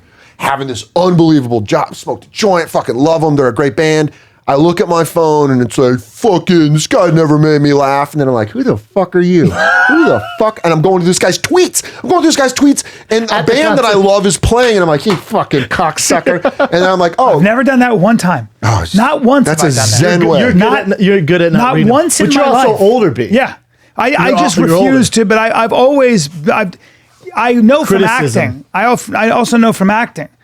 So I learned this from reviews. So reading reviews. So if you do a play, You've always told me not to. Yeah, if you do a play, I would get 7 great reviews, and then there'd be one comment, and I was like, and I remember that this is exactly what my acting teacher said. He said, that one comment will fucking haunt you. Don't listen or read anything, including and especially good. But now it's good will define you. Yeah. I don't want to fucking hear it. I know what I'm doing. I do my work. Do your work. But here's one of the reasons why I only now I'll post and I delete the app Instagram. I don't have my phone. Smart. I don't have Instagram during the week. Then when I go on the road, I post like pictures of my food or whatever, my friends or the shows. Then Sunday I get on the plane, I delete the app because here's the problem: people go because the negativity. Both the positive. You're like, oh, I'm the next Kevin Hart. Yeah. I don't need to work that. I'm good, dude. That's right. Yeah, but it relaxes you. Because I get, it's 90, maybe 10. 90 people are great. Then the 10 bad. But either way, it's not going to, like the greats never had that. Like Chappelle's not Carlin, ow, they like me. Oh, great, they really like me. Chappelle doesn't have social media. Yeah, all we did was we'd just hear, we would just the audience. It's not gonna help. But it's just like comedy. You don't notice the 7, 8 people that don't like you. Get the fuck out of here. Also, you remember the bombs more than you remember the kills. Always. You remember the bombs where you're like, human beings are wired that way. San Antonio, that weekend I spent at fucking the River Center Comedy Club haunts me in a way where I'm like, I remember eating shit every night. Yeah. To finally on the Sunday show, I snapped at the audience and I was like, you want to know how I know you guys don't have good taste? Because you vacation in San Antonio. And one guy just goes, hey. That's all his response. He just goes, hey. And I was like, I fucking got you. Well, but That's a great comeback. That's so funny. But even Burr was saying when his special, which is Paper Tiger is one of the best of him in last 10 years. Yeah, it's Sticks and Stones and Paper Tiger back to back. It's like, what the fuck are we doing? I told Burr he made me want to quit. It's so good. I watched it. I was like, what it's so good. So knowing how good British Special is, he was saying, I forget what podcast he was on. Maybe it's his. And he was like, yeah, I got on Instagram and was like, you know what? I know it's a good special. I'm just going to get on there and read a few comments. He goes, and I get 6 deep and it's like, fuck. Yeah. Dude, it's so funny you said that because I know on Saturday, my girlfriend's like, what do you want to do on Saturday? I'm terrible at celebrating myself. I don't like it. I'd rather do the work. My girlfriend's like, what do you want to do on Saturday? Your HBO special's coming out. Did you say move out and get my own place? Yeah. I was like, you stop bugging me. No, I said, I was like, I honestly, I want to get dinner in Queens. I want to smoke a joint and I want to watch The Irishman with you and just hang out. And she was like, let's do that. Let's just play Mario Kart. Let's just hang out. Great night, and I was like, you know what? I kind of want to watch the intro because I want to see the shh and then like the actual intro. Yeah. The second I hit the stage, fucking Netflix, Irishman. Yes, sir. But it is one of those things where the negative always outweighs the positive. It's the way we're wired. And it's First of all, I can't stand anything I do. Yeah. I can't stand anything I do. Dude, editing so a if I special watch is anything, disgusting. Disgusting. it's the worst. I had to, you know what I did? And I recommend this for all comedians. Next time you're editing a special, they sent me the audio first. And I listened to the audio of how they edited it. And then I was kind of like, all right, this joke should be a little different. And then when I went into the editing bay to watch it, I was kind of like, I knew how the set went. So I was like, all right, I kind of want to see this. But dude, if Bill Burr is feeling that, there's no one that's going to be safe. And comedy's such a long game. Why blow yourself It doesn't up? matter. You just keep doing it. Yeah. You keep writing. It's what Picasso said. He just kept painting. When I went to an exhibit at 90, he was killing it. You should be worried if you show up for a show and there's no one in the crowd. I mean, I've done that. That was most of my career. That's why. That's Well, I'm where, saying that's now, where you especially have to be if good the- at self promotion, regardless. If You have there's to be. if there's I'm terrible at it. no We all- crowd there, then it's like, oh, maybe Yeah, dude. culturally, if you're Irish, if you're Yeah. you're raised to like any of that shit is. I grew up in a house where my mom was like, who the fuck do you think That's you right. are? That's right. And I'd be like, That's no right. one, I ain't shit. That's She's like, right. "You goddamn right. That's right. keep My mom- that attitude. Dude, my So mom now, grew up. now you have to go, hey, come see me. I'm amazing. Ooh, I had such a he helped me with it. Yeah. I can't do he it. and Rogan were the ones because I was allergic to anything. I was like, I can't do this. I didn't know, but you learn. By the way, translates to butts in the seats. You must do it. And I still don't do it well enough. You still don't do it well enough because here's the thing about Brian. Brian has more talent than any comics we know. Any guy you listed has more talent than all of us. And as soon as people get to know Cal and see his set, you're talking arenas. Like that's where he should be. Me and Whitney were talking about us, like everyone knows how good Cal. So it's like if he would just be a little better at the self promotion. Yeah. I gotta do that. I'm gonna sit down. That's my next thing I was thinking about because I've been a 2020? little lazy. Yeah, that's the. I gotta do it. That's the talent is overrated part. That's your applied practice. And by the way, same for me. I'm just kind of like, I don't know. The work speaks for itself. I'm like, no, dipshit, because no one knows you're doing the work. Yeah, because there's too much. Dude, there's too much. When I saw your, I think you posted or someone posted you got the HBO special. I was like, oh fuck yeah. Yeah, dude, it was. That was fun, man. That was like a cool thing where I kind of was sitting on it for a while. Yeah, because I feel like I look up to you because we're from the same hometown. You're such a beast of a comic. And it's like when I was in Denver doing Comedy Works, I was doing all the press around there. Yeah. We're talking about Denver comics. I'm like, well, there's TJ Miller. Yeah. And then there's Dan Soder. Yeah. And I'm coming up the rear. Yeah. That's all we got. And dude, there's a good fucking group. You also got to remember the old dogs that came out of Aurora. We're talking about Roseanne, Tim yeah. Allen. Roseanne. Tim Allen. Yeah. I didn't know that. Sinbad. I didn't know Sinbad was Denver. Sinbad's Denver. Son. Woo! Colorado. You guys just ran into some fucking Rocky Mountain boys. I mean, they're old and I don't know. Sinbad fucking murders. Go watch Sinbad. Still does.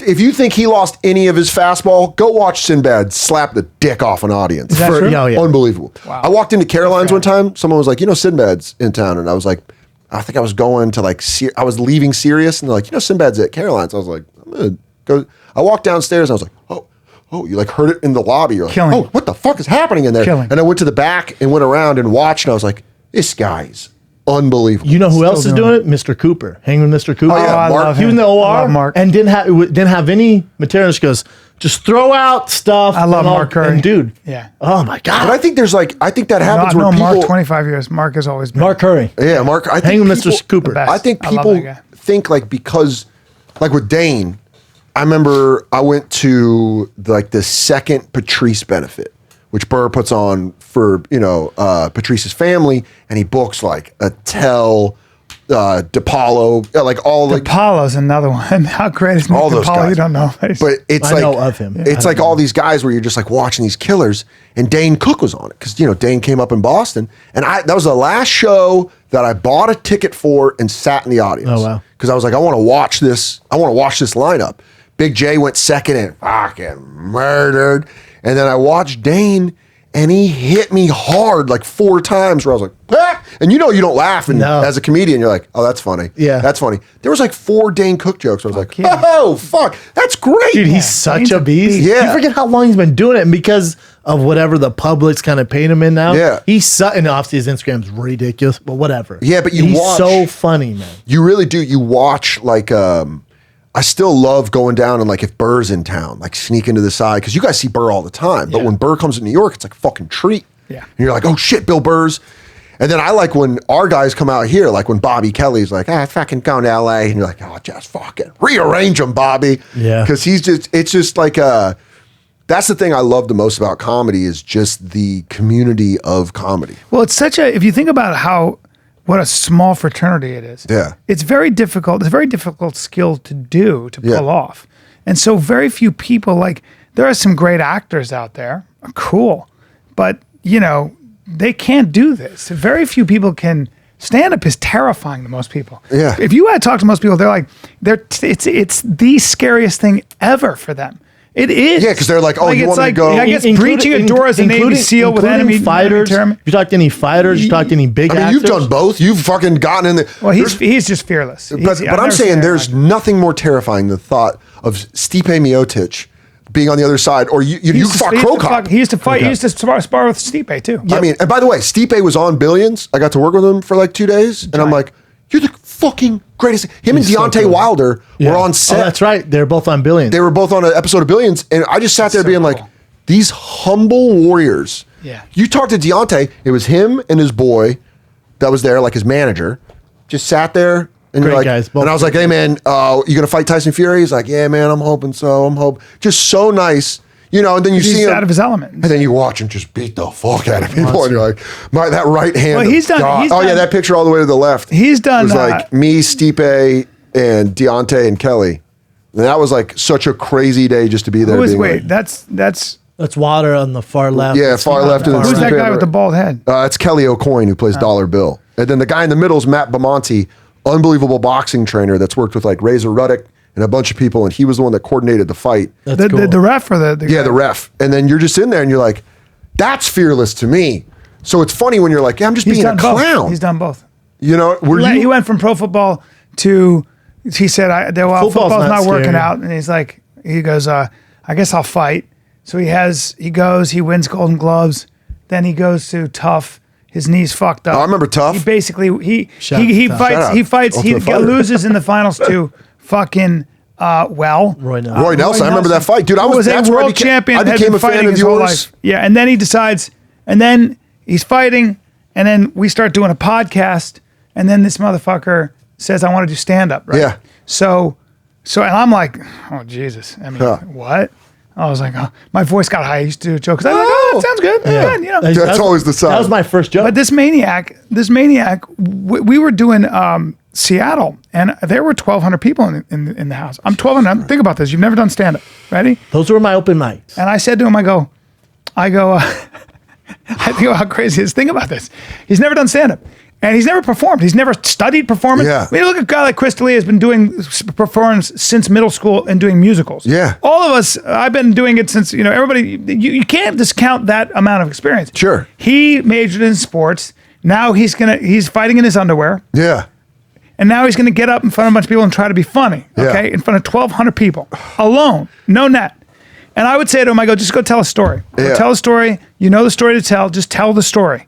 You got a couple of, and he would go out. He'd do his breathing exercises. Yeah. I'd see him going, I still do. He'd do these Navy SEAL shit. I still and do. I guess he did when he was fighting. And then he would just go out and do it, totally fearless, and do it over and over and over again. Even you saying 1,200 people now, and I'm 15 years in. The week of my HBO fearless. special, He's fearless. you said that, and my nuts just creeped up into my stomach where I was like, you know what else? How he's fearless? He's actually completely fearless. Like where there was a horse, the huge horse, a big stunt horse, not a pony, a horse. And there was a funny thing where if we could just fall off the horse, we needed some stuntmen to fall off the horse at a gallop. Fire Kid 3D? At a gallop, yeah. So Brendan goes to me, he goes, let's just do it. And I go, what? He goes, he's never been on a horse. He's from He goes, Colorado. we'll just get on a horse together and we'll just fall off. When galloping. And I've ridden horses since I was a kid. Oh, so you knew, and you're Yeah, like, but I'm not a good horseback rider. But I've ridden horses since I was a kid because my mom used to make me. So I go, #rich kid. that's very dangerous. yeah. And he goes, he looks at me and he goes, don't be such a pussy. Well, here it's either fearlessness or just being stupid. I mean, There's that- a You fine have line. both. But I mean, what I mean is that the one thing that And you then are, as nobody soon can as ever I say got an anything act about together, baby bird. Do you Take Out it of easy. the fucking But nobody can nest. say ever that you are not the gutsiest fucker. Do you on the think planet. without sports you would have gone into the military? Do you think there's like Oh, a that's a thing? good question, Do yeah. you think you would Yeah, have I gone to would, for sure. Marines or Yeah, Army? 100%. Like if Navy football's SEAL. not All a my thing. family military. You would have been a So you had a military family. Yeah. Because I kind of think of that Dad, fearlessness. grandpa, I always think uncles, I think all of soldiers like that, man. Like these soldiers guys, they're like, you come back and like the humility they have where you're like, I never told you this story about Goldberg, Bill Goldberg. I mean, played pro football. yeah, Atlanta Falcons, and then came in Did I and was tell you the 100-0 in WCW. I mean, You know. talking to a wrestling fan. Okay, but- did I tell you You this? like wrestling? B, did I tell Love you this? it. Did I It's the tell only you this thing we off don't air? connect on. Did I tell you the story off air? No. So You took Bill Deco? plays my brother in school and in the Goldbergs, and Oh, proper. he's 52. Bill's my age. Traps And, from here to there. Oh, he's well. When you look at his hands, He's built when you like a look at how stingray. big his fingers, Yeah. and he's got the biggest neck. But he played pro football. He's a legit athlete. He's a D lineman. He's ridiculous. D-tackle. And well, there he is. And so we're the same age. You can see how much bigger he is. But either way, He's very red. very red. So, but either way, we do this thing where he has to come through the line. He has to be in a 3-point stance, and 2 stuntmen come at him, and he has to lay them out. And then he goes to me, "I'm going to come at you." That's a good classic. He goes, "I'm going to come at you. I'm going to dive for your head. You have to duck out of the way." And I go, He said this offset. yeah, off he air. goes, "I'm coming for you. So make sure you duck." Because for Bill, Bill has 2 gears, 0 and fuck. Let's fucking go. Yeah, take apart the There's no NWO. middle ground Yeah, for Bill. dude. No Yeah. middle ground. So he goes, I'm coming for your head. So make sure you fucking duck. Because for him, he's gonna make it real. These 2 stuntmen were big, strong martial arts guys. Yeah. They were big. Dude, he was coming off that line of 52 and hitting them so hard with his elbows that the sound was so loud and they were flying that I said I stopped everything after the 3rd one because they were getting hurt. And I go, "Hey, we have to stop." I go, "Bill, you can't hit these guys this hard." I had to literally, Really? yeah, help them out. My larger point is that Was there another guy that came up to you after and goes, "Hey, thanks, Brian. That was well, fucking-" appreciate it, well, bro. dude, they were getting. But my larger point is one of the guys was some kind of a special. He was like a Marine, Yeah. slouch. And I said to Bill, I go, the way you were laying them out. He goes, "Hey, dude, I was a pro football player." He goes, Yeah. "I don't give a shit what you were. There is a difference between pro football, that kind of level of athlete, Yeah. and all due respect to anybody in the military, really tough guys, but it is a little bit of a different thing. For sure. Like, so I feel like you would have been just fine doing anything. Oh, you would have been military, SEAL Team but- 6. Maybe. You would have been putting a bullet in a fucking there's a Al-Qaeda reason- leader. Well, he fight, did, I'd he be did the down. Mythbusters thing where they wanted to see if a human being could mimic what the weaponry carried by the guy in, what was the video Doom. game? In Doom. Shout out to Doom. So in Shout out, dude. Shout out my Yeah. stepdad, Nick, for putting that on our computer. Me So too. look Shout at, out to look at his Peter arm and Shaw. his fucking, look at Yeah. how thick he is. So they had the creator of Doom come in, recreate the actual level if it was for a human, and then they had like their guys do it, and then they go, now we're gonna take a professional athlete, see if he can actually carry all that gear and kill the monsters and beat the level. The real level. Did you Look at him, do look it? at him. Hell Look. yeah, I fucking did it. he did it and broke. He proved, he was like, "Oh no, a human being can do that." Myth busted, Look huh? at him. Look at him. Fuck it, hey. And you were fighting then, right? Yeah, I was fighting then. Here's my thing. Look at how much shit you have. Here's my thing. Shot everyone in the dick. But dude, wait. And I don't know why. And they, You know, off air, they went, "You got to quit shooting them in the dick." 'cause I'm going these to tell you things this. hurt." Wait, if you what were is a all- Marine, what's on you? What is that? I don't know, but if you were a Marine and you shot everyone in the dick, you would be you'd be like a tale that villagers tell each other in Afghanistan. Oh, instead of the Punisher? Yeah, they'd be like, there's a guy from the United States. He's a cocksman. Dick killer. He's stopping the next generation of Afghani warriors. How much 'cause he's weight was shooting everyone in the dick. were you carrying? I don't know, but it's so heavy. And what did you have to do? Run an obstacle course? and shoot the guys. Like you scroll the far left one there, Chin. No, down. Now where it says fired, right there. That's the level. Oh my God. It was cool. It was you- exact. They had the creator from Doom there who they did the level. It's so cool. That was cool because my dad's like the biggest MythBusters fan ever. Oh, so I brought him to set. Him and that guy, the dorky guy, the guy with the mustache. Yeah, the orange. They just talked for like, I don't know. 2 Science hours. Louis C.K. Yeah. The guy who looks like a human walrus. Yeah. Yeah. He goes, myth busted. You come in front of a young female comedian, your career will end. He goes, myth. What's that you stupid can't shit jerk on your off in front head? of people. That's a light? Yeah, that was a light. That's fucking You're a big crazy. kid there, boy. It was fun. How much That's a did you lot. weigh there? I'm probably heavier now. I was like 245 there. I'm like 250 now. Fuck. Yeah, that's fun. Dude, that's Shout out to fucking Mythbusters. Yeah, but you're right. A D1 football, but like Bill Goldberg's like, I played in the NFL. What do you want? I'm telling like you. a Julio Jones. But dude, You're I've like, never- that's- But here's the thing. I couldn't believe how fast he was. Bill I Goldberg. couldn't believe how fast he Bill was. Goldberg wasn't shit in the NFL. Don't get me wrong. Yeah. It's great. He'll tell you played. that. He'll tell you that. He wasn't like a He'll tell you that. junior Seau or like Derek Yeah. Thomas or like a Bryant Young. Carl Mecklenburg. That's all Shout out good. to Carl 70. Mecklenburg. Yeah. So that's a 77. whole. I can't because at 52 I was watching how fast he was and how hard he Well, was, and I was like this. Think about this. Oh my god, B, I got thi- scared. B, think about this. Brock Lesnar, phenomenal athlete. We all agree, phenomenal athlete. Couldn't make it in the NFL. Hold on. Practice squad. Played as many Wasn't that- games as wasn't I that- played. Wasn't that because he didn't know the game though? It's because he wasn't good enough. But that also football's a lot of skill and know-how, right? Wasn't good enough. Yeah. Yeah, you just got to. Here's the thing about that too. He wore number 69 though. That was pretty bad. That was sick. And he got in a fight with a guy and beat his ass. But there was a guy named Stephen Neal who only wrestled in college, phenomenal wrestler. Went, I got good footwork. The New England Patriots went, yeah, you do. Drafted him, starting left tackle for the New England Patriots for, I don't know, 10 years. Oh, wow. Never played down in football. Wow.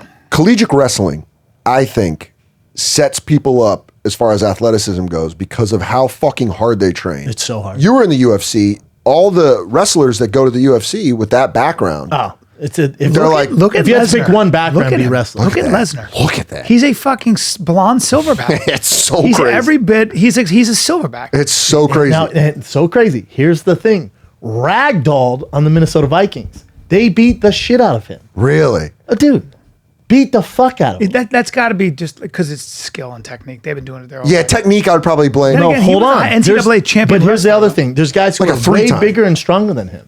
Way bigger and stronger. Come on. It's the NFL, dude. It's so Yeah, you hard think about to- like I it's look at hard like to deal DeForest with. Buckner on the Niners, 6'6", 320, athletic as fuck. People don't understand. Will just dominate you. Like Nick Bosa. Oh, I'm a huge Niner fan. Nick Bosa Love comes Nick in and they're like, he's not going to be that good. Do you remember reading one article when the 49ers drafted him where they're like, if he stays healthy, he could not only win Rookie Defensive Player of the Year, but could win Defensive Player of the Year. And I was like, how good is this guy? Take it easy. First game against Tampa Bay Buccaneers, he breaks through the backfield and runs past Jameis Winston. That's how fast he was. Him I was and like, his brother, yeah. super ballers. And then his daddy was a first round draft pick. His uncle was a first round draft pick. Grandfather was Grandfather? a crime boss in Chicago. Didn't know that. That makes him even cooler. Bats Accardo. Look him up. Oh, wow. Killed three Bats guys. Accardo. Killed 3 guys with a baseball bat. Jesus. You want to know what happens with your grandson? He's a monster on the line. Monster. Monster. I love him. Wait, Go so you Niners. haven't, speaking of Mafia, you haven't seen Irishman yet on No, Netflix? no. I'm gonna wait. I wanted I've seen it 3 times. that? bat. Yeah, Irishman. ACC. You saw it 3 times? Is it that good? I thought it was a little slow. I loved it. Absolutely loved Accardo. it. Yeah. Because that? I'm, Chicago I'm crime. at home Yeah, with look the up baby. Chicago He crime falls boss. asleep. I'm just watching it. Yeah. Is it? Oh, dude, too but long? Last Chance You is I'm so I loved it. Don't listen to anything anybody says. There he is. Damn, that was their fucking grandfather? One of the gunmen in the St. Valentine's Day massacre. Oh, wow. Crazy. Look, Nick Bosa and the oddest tidbit of the 2019 draft. That's crazy. Dude, Vecchione, I come home and he's always just watching mob documentaries I like or his whatever. style. I It's, do the it's same. crazy. It's fucking crazy. I'll come home. All he does is watch boxing interviews. I call them his terrorist videos because they're always like on cell phones and they're like, a different language. You know, it's like Gennady Golovkin's box? corner. He loves boxing, and it's all begun. It's like I'm like, what the fuck are you watching, dude? And it's just coming from his I hate room. to say it, but I'm exactly the same way. Are you? I can show you my Instagram. Yeah, I follow Kit Dat Boxing, which is Russian. It's a Russian website. Yeah, but like he's obsessed with that whole Big Bear crew and like Chocolatito. Yeah. Like I'll be watching. I have a joke in the special about strawweight boxers and their translators because I've watched so much boxing with the Vecchione that I'm like, But what are does we watching Vecchione now? box or he just? Just loves it. Yeah. And he's from Youngstown, so he's like a yeah. Mancini guy. you know. big man, boom boom. I knew Yeah, Boom- he's I a knew big Boom boom boom Boom. guy. And so it was like I got to take the only time I've ever, and you work with Showtime, the only time I've like ever flexed anything was the Porter Garcia fight. Sean Porter, Danny Garcia at Barclays. And I was kind of like, Showtime, I was like, hey, can I get some tickets? You know? And they're like, yeah, we'll get you some tickets. And they got me third row for that fight. And I got to take Vecchione, and he was like, You love it. but the coolest shit was David Costable, who plays Wags on Billions. Huge fight fan. We always talk boxing when I see him on, when we're on set together. And I told him I was going. He's like, you know what? I'm going to call Showtime. Let me see if I can go. You know who loves Wags on Billions? Rappers and fighters. Really? He's Why? the cocky, because he's the big dick energy of the show. I know that guy. He's the fucking man. Yeah, he's the great. motherfucking man. But he came to that boxing match, and it was so great to watch people be like, yeah, like one of the twins. Why am I? Charlos? The Charlo twins. He's like, fucking Wags. And he was behind him, and you're like, hey. Did that one Charlo fight already? Charlo fight Saturday. He fights Saturday. Yeah, which I'm excited about. To get his title back, right? Yep. Yeah, it'll be fun. wanna watch that. Yeah, but it was like, Charlos. but going to fights like that, it was like Tick and Vecchione. He was like, dude, this is great. And he like knew everybody. He's like, Errol Spence is three seats down up front. And you're like, oh shit, Errol Spence. Oh, that's cool. Yeah. And he got me back into boxing because I grew up loving it. Yeah. But then stopped watching it and lived with Vecchione. And you're like, okay. right. I'm watching all these weird videos. I listen to Paulie Malignaggi just because he's the fucking I like man. Paulie. So funny. But like watching him break down fights, Vecchione would be like, you want to watch this YouTube video? And I'm like, how deep in a hole are you, dude? I don't go deep on fighting. I go deep on, like, after I watched The Irishman, I went deep into Jimmy Hoffa. Oh, deep. Yeah. Because you don't learn about him in school. No. So I knew he went missing and was like, But he's a union leader. He's like a guy. But then you It's look so into it, crazy you're like, how he disappeared. It's insane. It's Well, it's so also weird. crazy how many people took credit for killing him. A ton. It was kind of like the. Do they think this was? Well, this is based off a book called Heard You Paint Houses, where it's from this guy, the Irishman, where a lot of people think he's full of shit. Yeah. And actually, there was a guy who's balls deep in Jimmy Hoffa. That's kind of what ruined it for me because I read that people thought he was full of shit, so I had trouble with But yes and no. But even the FBI is like, well, he's 8 on our list as far as suspects. So they were suspecting him. But when you look at, there was a guy who's balls deep in Jimmy Hoffa, came out with his like book, his official book. Yeah. Went up to Robert De Niro during the press and was like, dude, you fucked this. This guy's full of shit. This isn't the narrative. And you're glorifying this guy's bullshit book. And but the same thing, this Irish guy who said he did it, Frank Sharon, he also said he sold the guns that killed JFK. He said he's done a bunch of stuff. So there's another book, the great book about Richard Kuklinski, the Iceman, and he did like he did the interview. But Sammy the Bull Gravano said he's not even didn't even work for the mafia. A lot of these guys just Who Kuklinski? They all say he's a piece of shit. Oh, Sharon. Well, Kuklinski. Johnny Alite and fucking a bunch of hitmen were like, this guy's a fucking. This guy, Richard Kuklinski, the Iceman, and there's a book by a guy named Philip Carlo that wrote this book. And Kuklinski was this Polish guy from Jersey City. And he worked for all 7 families. Terrible guy. Including New Jersey. Terrible guy. Watch his brother get beat to death in front of him. Read that book. It's so fucking crazy. They made a really shitty movie about him with Michael Shannon. I watched it. I was bummed out. I was so hyped when they were making it because I love Michael Shannon. But if you watch the old HBO interviews, it's so creepy. So the Iceman? The Iceman. So creepy, dude. So they called him the Iceman because he didn't give a shit. But why in the book, why do they all say he was a piece of shit and wasn't even in the mafia? He might have No, done a hold good on. job. Keep going on the Iceman. Oh, he was Frank Sharon. He was he was legit. He did dirt for everyone. The Gambinos. But Johnny Alite. But what did he say about Hoffa? He said he killed Hoffa. In the book, in the interview, he was like, I went to Chicago. I was in Chicago. He tells how he did it. He said he stabbed him in the back of the head, kept the knife in, then they drove it to a fucking compound lot and got rid of the car. In the book, The Iceman by Philip Carlo. And where does he say the body's at? He just says he doesn't know. He said it got compacted, feel got like put into steel, and he doesn't The know. Irishman was near him, though. The character who plays near him Irishman was friends with him, but the Irishman was also in Detroit at the time. he was also with him all the time, right? He kind of, yes, confident for sure. But the other thing is, when they say he was buried under the giant stadium. Oh yeah, the Yankee Stadium. Yeah, what they looked into that. There's so many, the mafia who did all the construction for all the stadiums basically in the East Coast. Yeah. They uprooted and went through it. They found so many bodies buried under there. They stopped reporting it. That's so funny. Because they're like, he might be down there. New York was There's wild. so many bodies. New York in the 70s and 80s, they're like, Dude, I don't know, you want to put them in the fucking like the dirt? Skyline. So the Skyline on the 20s, like in meatpacking, where it's like a beautiful place. Now you walk up there.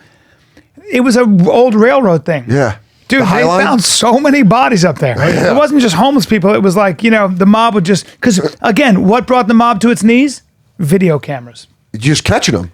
Well, but you can't kill people anymore. Yeah. Because they can trace you with video cameras. The cops just go, dude, they do it. They just draw a line. Well, now it changed the entire sex game. trafficking and heroin. Yeah, they used to just kill guys. Bodies were dropping all over the place. Dude, I bet if you went through the East River oh my and God. just fucking trolled it, all the skulls you would pull up. Dude. And the guns. Oh, dude, it's crazy. That's the thing about like growing up in Colorado. There's like a history of Colorado that's maybe 115 years old. Maybe before it was Apache and Arapaho, all Native Americans, all the tribes that live there. Kind of boring. Yeah, Western Sioux, just really respecting the land, being decent, and then white man coming through putting down tracks. But you go to New York, there's these buildings that are like 400 years old, 500 years old, and you're like, oh, I bet there are bodies, 100%. bodies. Humans kill. With Jimmy Hoffa, how they can't find the body? Is it buried in the Yankee Stadium, Giant Stadium? Maybe, but. They owned all the businesses. So if they did just, set the body on fire, that makes most sense where they can't find it. Well, also, what I guess the guys used to do, or Gambinos used to do, is they would take your body, kill you, bleed you, Yeah. and then they cut you up. Oh, that's like Roy DeMeo in the Murder Machine. Throw you off the boat. They throw you off the boat and you'd be fish food. Yeah, well, they do cut that you up in little pieces. There's this place called Gemini Lounge. They used to be in Brooklyn, and Roy DeMeo in it was called the Murder Machine. These these assassins for the Gambino family and the Gaudis, they would just kill people, and they had a restaurant in the front, and then in the back was like kind of an apartment, and there was a bathtub. Kuklinski talks about him in his book. Yeah. And he said these guys would just drip dry them like deer. They'd Yeah. just cut them open and let them bleed out, and then they would just take them out and cut their hands and their Well, they also used to put you in a the other thing they do is they put you in a car masher. So they put you in the car. That's what he says he did with Hoffa. Yeah, and then you and you'd be under 50 tons of steel. you're dead. You'd never be found. But he said he stabbed Hoffa in the back of the head, then put him in one of those things, and now he's just a cube of fucking metal. Sure. Oh, I did read that. Yeah. By the way, you're dead. See you later. Yeah, but Kuklinski, you want to hear it. That book is a fun read. Is it super dark though? Super dark. But he used to take. I can read gangsters killing gangsters. I can't I was reading the serial killer book by Hunter. It was so dark because there's kids involved and I have kids. I can't do it. Yeah, but if it's gangster on gangster, I'm all about it. Read that. Oh, man. It's a good one. There are a couple moments where when he was a teenager and he learned he just didn't care about taking life. He talks about this in the book. Animals first when he was a kid. Yeah. Then in the fucking 50s and 60s, he would go along the West Side Highway and he would bump into homeless people. And whatever ones gave him attitude, he would hunt and kill. That's how he practiced. But he had a family, right? Loved his family. That's right. Loved his family. Good Loved dad. his daughters. Loved his daughters, but then would beat the shit out of his wife. Bad person. Yeah, he's a bad person. But man, what an interesting fucking book. His dad used to beat the fuck out. What if Dad beat his brother to death in front of him when he was 5. And that's why he said he had no. What if failure? His brother was 7 and he was 5, and he watched his dad I beat thought the his shit brother out. was in jail with him. Yeah, he had a younger brother too. Oh, God. That was Jesus Christ. Well, that'll change. Boy, they dropped the ball in the movie though. really dropped it. I was It so could have excited. been so good. Michael Shannon's the shit. Scorsese, pick this role up, dude. Pick this Yeah. script up, bro. Let's Yeah. redo it. He worked for all 7 families too, because he was Polish. So they're like, "Oh, you can never be." He didn't made. have a promoter, so he's Yeah. just kind of free The agent. guy who was willing to do He whatever. would just show up and kill. They said the first hit he did, they went to the West Village, and this one of the mobsters gave him a gun and was like, "See that guy walking down the street with his dog? Kill him." Kuklinski just got out, popped him in the head, got back in, and the guy was like, "Well, you made of ice?" And that's where they started calling him the Iceman. Jesus Christ. He just shot him, got back in, and was like, "There you go. Is that what you wanted?" and the guy's like, treated "What like- the fuck? What the Well, fuck?" his father destroyed him a long Yeah. time ago. His father just cut obviously turned the light out inside that kid's head. Yeah, he was kind of like, watch me make a machine. What a piece of shit. Though. Yeah, His yeah. father. I got to pee so hard. Yeah, let's go to current events. We'll just I gotta pee. take a pee break. It's the Cyber Monday sale, everybody. Oh, On it. dude. How about Cyber the little Mondays. commercial we did for them? Oh, yeah, the Ruthless on it 6. The tale of death, revenge, and savings. On it, Cyber Monday. Get it while you can. Onit.com/fighter, 10% off. But you won't need that 10% off because the Cyber Monday sale is insane. We're talking 60% off on some stuff, 25% off other stuff. When you spend over 100, 200, 150, or spend 500, you get all sorts of sweet perks, everybody. Go to onit.com right now. It's their Cyber Monday. You're welcome. You're welcome. Current events. Let's do some current events. Okay, so this was submitted from David Lopez, and the story is that Pete Davidson is making his fans sign an NDA prior to showing up to his show, and if they're in breach of this NDA, they can face up to $1 million in a settlement agreement. Because he's worried they're going to leak his jokes online. So what you have to do is prior to the day of the show, you have to sign the NDA or you get a full refund. That's very weird to me. That is. Do you see him around New York, Dan? Does he do spots? Dude, I've known Pete since he was fucking 15 years old. I like Pete too. He's always been sweetheart. I don't see him a lot anymore because I think he's in like a different stratosphere of like where fame is, where I think he like jetpacks places and then can leave. Or he's not like doing spots around. Not really. But I just think this is so funny. If I tried doing this at like the Albany Funny Bone, where I'm like, you guys got to sign an NDA, and they'd be like, also, suck my dick. your comedy is They'd be not. like, all right, we're not coming. Yeah, fuck off. Yeah, also writing more jokes. Also, what are you doing? But I think that's so weird to me. I think what it is when he's been closely associated with so many famous women. Now people are like, if he does a joke about Ariana Grande, they're like, he said Ariana Grande's pussy smells like old tuna fish. And then they're it's like, ruin his fucking bit. Because also remember, just to defend him a little bit, is when, Mac Miller died, right? And he dated Ariana Grande. A lot of people blamed him for it, which there's that's ridiculous. And I guess the owner of the club, he was somewhere in New York, might have been Caroline's, I forget where, but he told the owner, goes, hey, please don't mention anything about Ariana Grande. It was Stress Factory in Connecticut, and he was like, don't bring Stress Factory in New Jersey. Yeah, there's two. There's one in Connecticut. He was doing the new one in Connecticut. There you go. And he was like, don't bring up who I'm dating. And then Vinny... The guy went out there and did that. Yeah, he's like... So he was like, all right, fuck this. And I guess he came out too, and someone yelled out, Mac Miller, something like, he was like, I'm not going to talk about... No, he said my friend, he's like, I had a friend of mine die in my apartment. And he's like, Mac Miller? And he's like, get the fuck out of here. Yeah. Kick the dude out. Yeah. I mean, I think when you're that, like, in the tabloids... That's why I think Eddie Murphy coming back is going to be fucking weird. Yeah. How do you work shit out? I don't care. Because he's not in clubs. Yeah. I love comedy because it's so democratic. You funny or not? Yeah. Comedy doesn't give a fuck about your Comedy doesn't give a fuck. Well, I also think like that's what's funny is when you see comics that are feeling themselves get around other comedians and I'm like, I don't give a shit. No. You know what I mean? What are you doing? Like, I want to hang out. But with Eddie Murphy, what worries about him is, right, may be the greatest stand-up of all time, but what's worrisome about that is we would see him. You would hear about him in clubs in New York. We'd see him in L.A. Does anyone see him doing any work? I've heard so many theories. Like, I've heard so many conspiracy theories doing about the Ellen thing where he's having people write for him and then just boom hits the stage. I've heard a conspiracy theory that he's writing jokes, having other comedians try them, and then he's watching the footage. We'd know about it. I still feel like we'd know about it, right? I don't know. Because I feel like comics like to. We're Chatty Cathy. We're gossip queens. Yeah, but so you'd be like, I wrote a joke for Eddie Murphy. I'd be like, did you like that joke? Wrote it for Eddie. Also, I know that special. I have such a lack of confidence that if it bombed, I go, well, Eddie Murphy wrote that.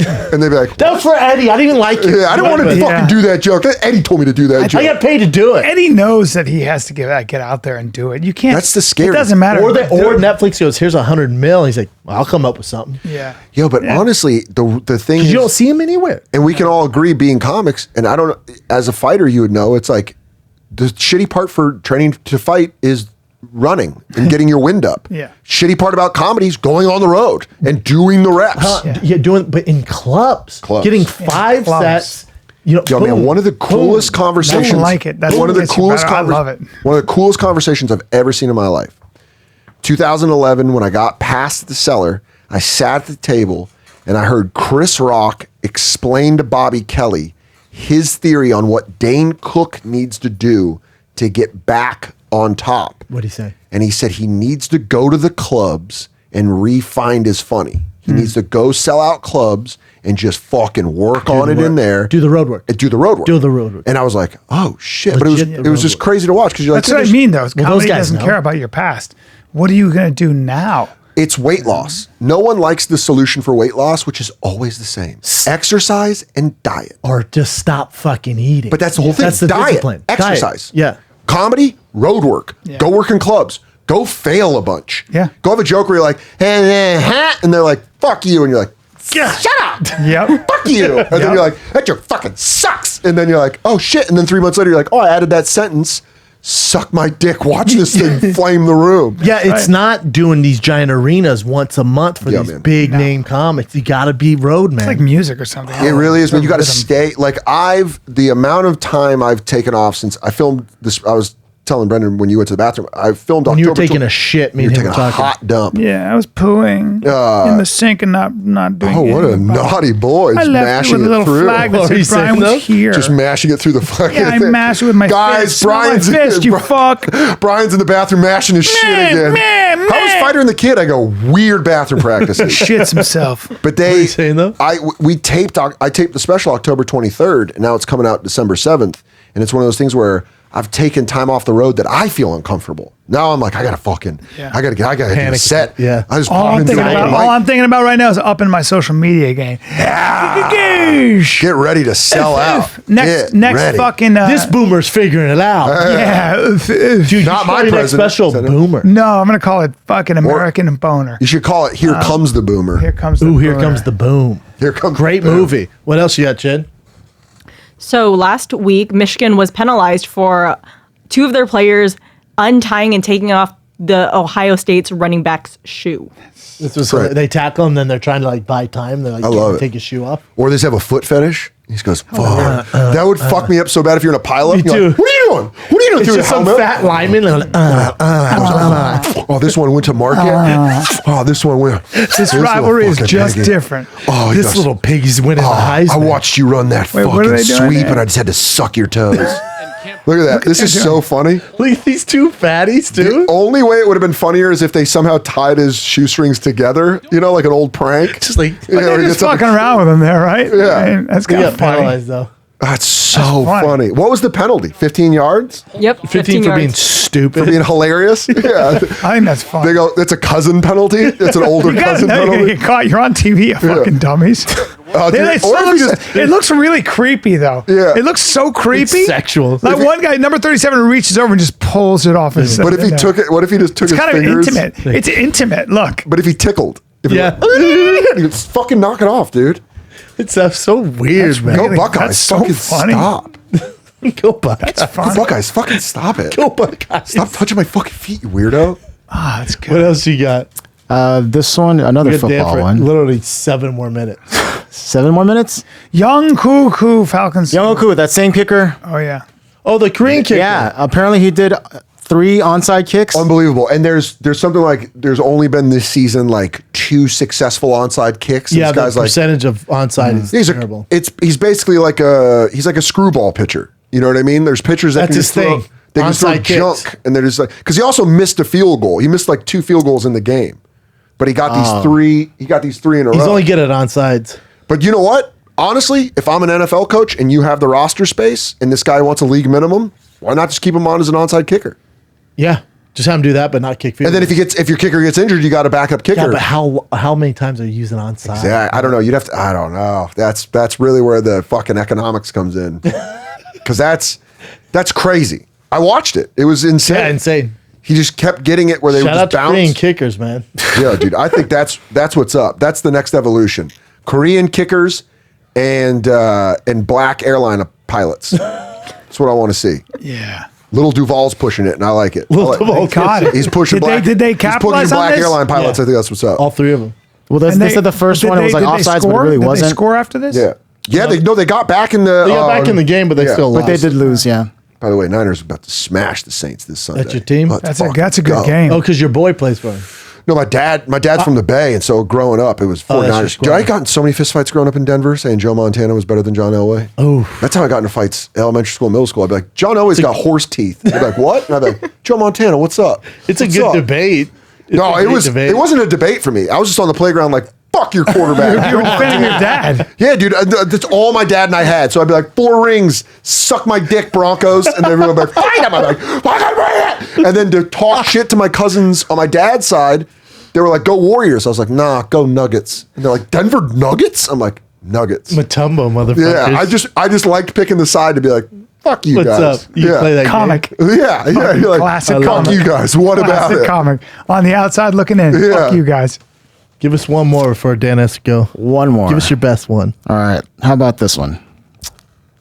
Yeah. Back in the day, Hell yeah. so there's a new biopic for That's- Harry Tubman that just came out, and I guess the screenwriter said back in '94 when they're working on it, one of the studio execs said Julia Roberts should do That's the how part. they used to work it. But here's the thing to that studio execs. I don't want to defend him, but they said basically he didn't know who Harriet Tubman was. So he just read the story and was like, that's fantastic. Julia Roberts should play him. And everyone in the room's all, He didn't know Harriet Tubman was. she's black. And he's like, he doubled down with, I know that. Dude, there is You're going to say it was so long ago, no one's Yeah. going to know That the is so difference. funny just to think of a guy with a Bluetooth in, and he goes, all right, here we go. I think Russell Crowe should play Nat Turner. I'm going to hear it out. I think it's a great idea. And they're like, do you know who Nat Turner is? And he's like, I'm sorry, who is he? He led a slave revolt? Who is I he? don't see why Russell Crowe can't Who play. is he? He was Gladiator.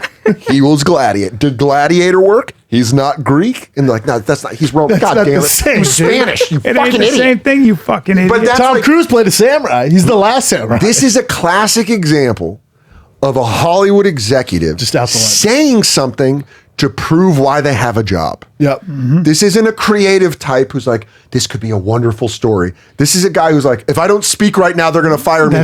Julia Roberts. And everyone's like, what the fuck are you talking about? You know, he's dude? black. And I love that he doubled down. He's like, yeah, fuck. so yeah, long ago. I I know. know. was gonna I'm know sorry, the I'm- difference. We put in chocolate face. Fuck, I don't know, man. She's got curly hair. Son of a bitch. What am I saying? What was it? 1994? You Yeah. could have gotten when away they with first it. started. She's curly. Oh, 100%. She was the biggest movie star in the world. Yeah.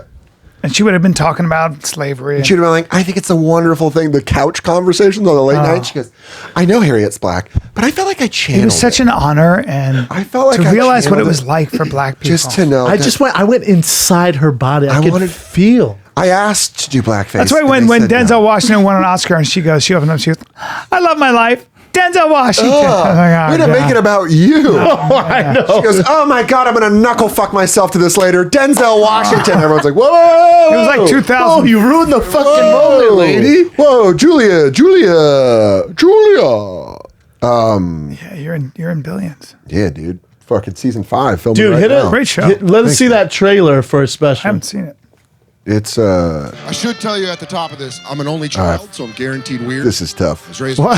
Oh, yeah, he doesn't want to watch it. Myself. and my dad. What's up, Gary? That's great. So they, the That's great. actual punchline of that joke is that I say my dad was a Jimmy Buffett fan, which is true, and he died of cirrhosis, which is the parrot head way out.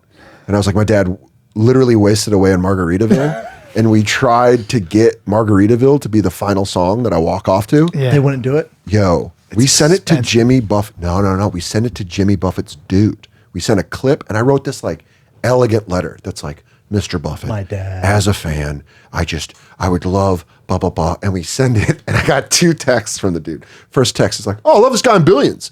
I read the letter. Fucking great letter. Second text, it's like, just watch the clip. No. Jimmy doesn't like joking around about it. His fans drink too much. And you're like, suck my Man, dick, dude. Jesus Jimmy Christ. Fuck, Hey, come dude. on. Like, come on. You made a fortune off it. Let me sing. Let me have the song. Get those shitty Give me the bars. song Dude, right now. Cypher Sounds DJ'd the special taping or whatever, like he was playing the music or whatever. And my mom was there for both shows. And at the end of the show, he just Cypher himself, because he's funny, he's a comedian and he knows fun. He just hit Margaritaville as I walked off. And I was like, oh, it's really funny. My mom was like, that's fucking perfect. And I was like, oh, we should really do Margaritaville. And I was like, that'd be such a good ending to the Yeah. special. No. That's such a bummer, man. Yeah, but I think we got. We should take his guy and get him in the corner and give him a shove around. Yeah, what's up, dude? Just Jimmy bully Hoffa him up. style. What were you going to say? We did get Queens of the Stone Age, which is my favorite band. So that's what's up. That's awesome. yeah. That was Dan Soder, thanks for coming by. dude. Thanks for having me, guys. Stud. For real. Appreciate it. This Saturday, Yeah. HBO, 10 p.m. Wait, I'm gonna watch. 10 10 That looks p.m. great. Eastern. So And 7 that's for us. Streaming everywhere. Son of Gary. Fucking And A, fuck right. the 6 people that gave a thumbs down on my trailer. Yeah, I'm coming fuck for y'all, all man. of you. Motherfuckers. Love it, dude. Dude, thanks Aurora's for having me. finest, man. Thanks for coming A-Town. on, brother. A-Town in the house. You guys A-Town. fucking rule. You're a good man. A-Town. Thanks, See you brother. guys. That's great.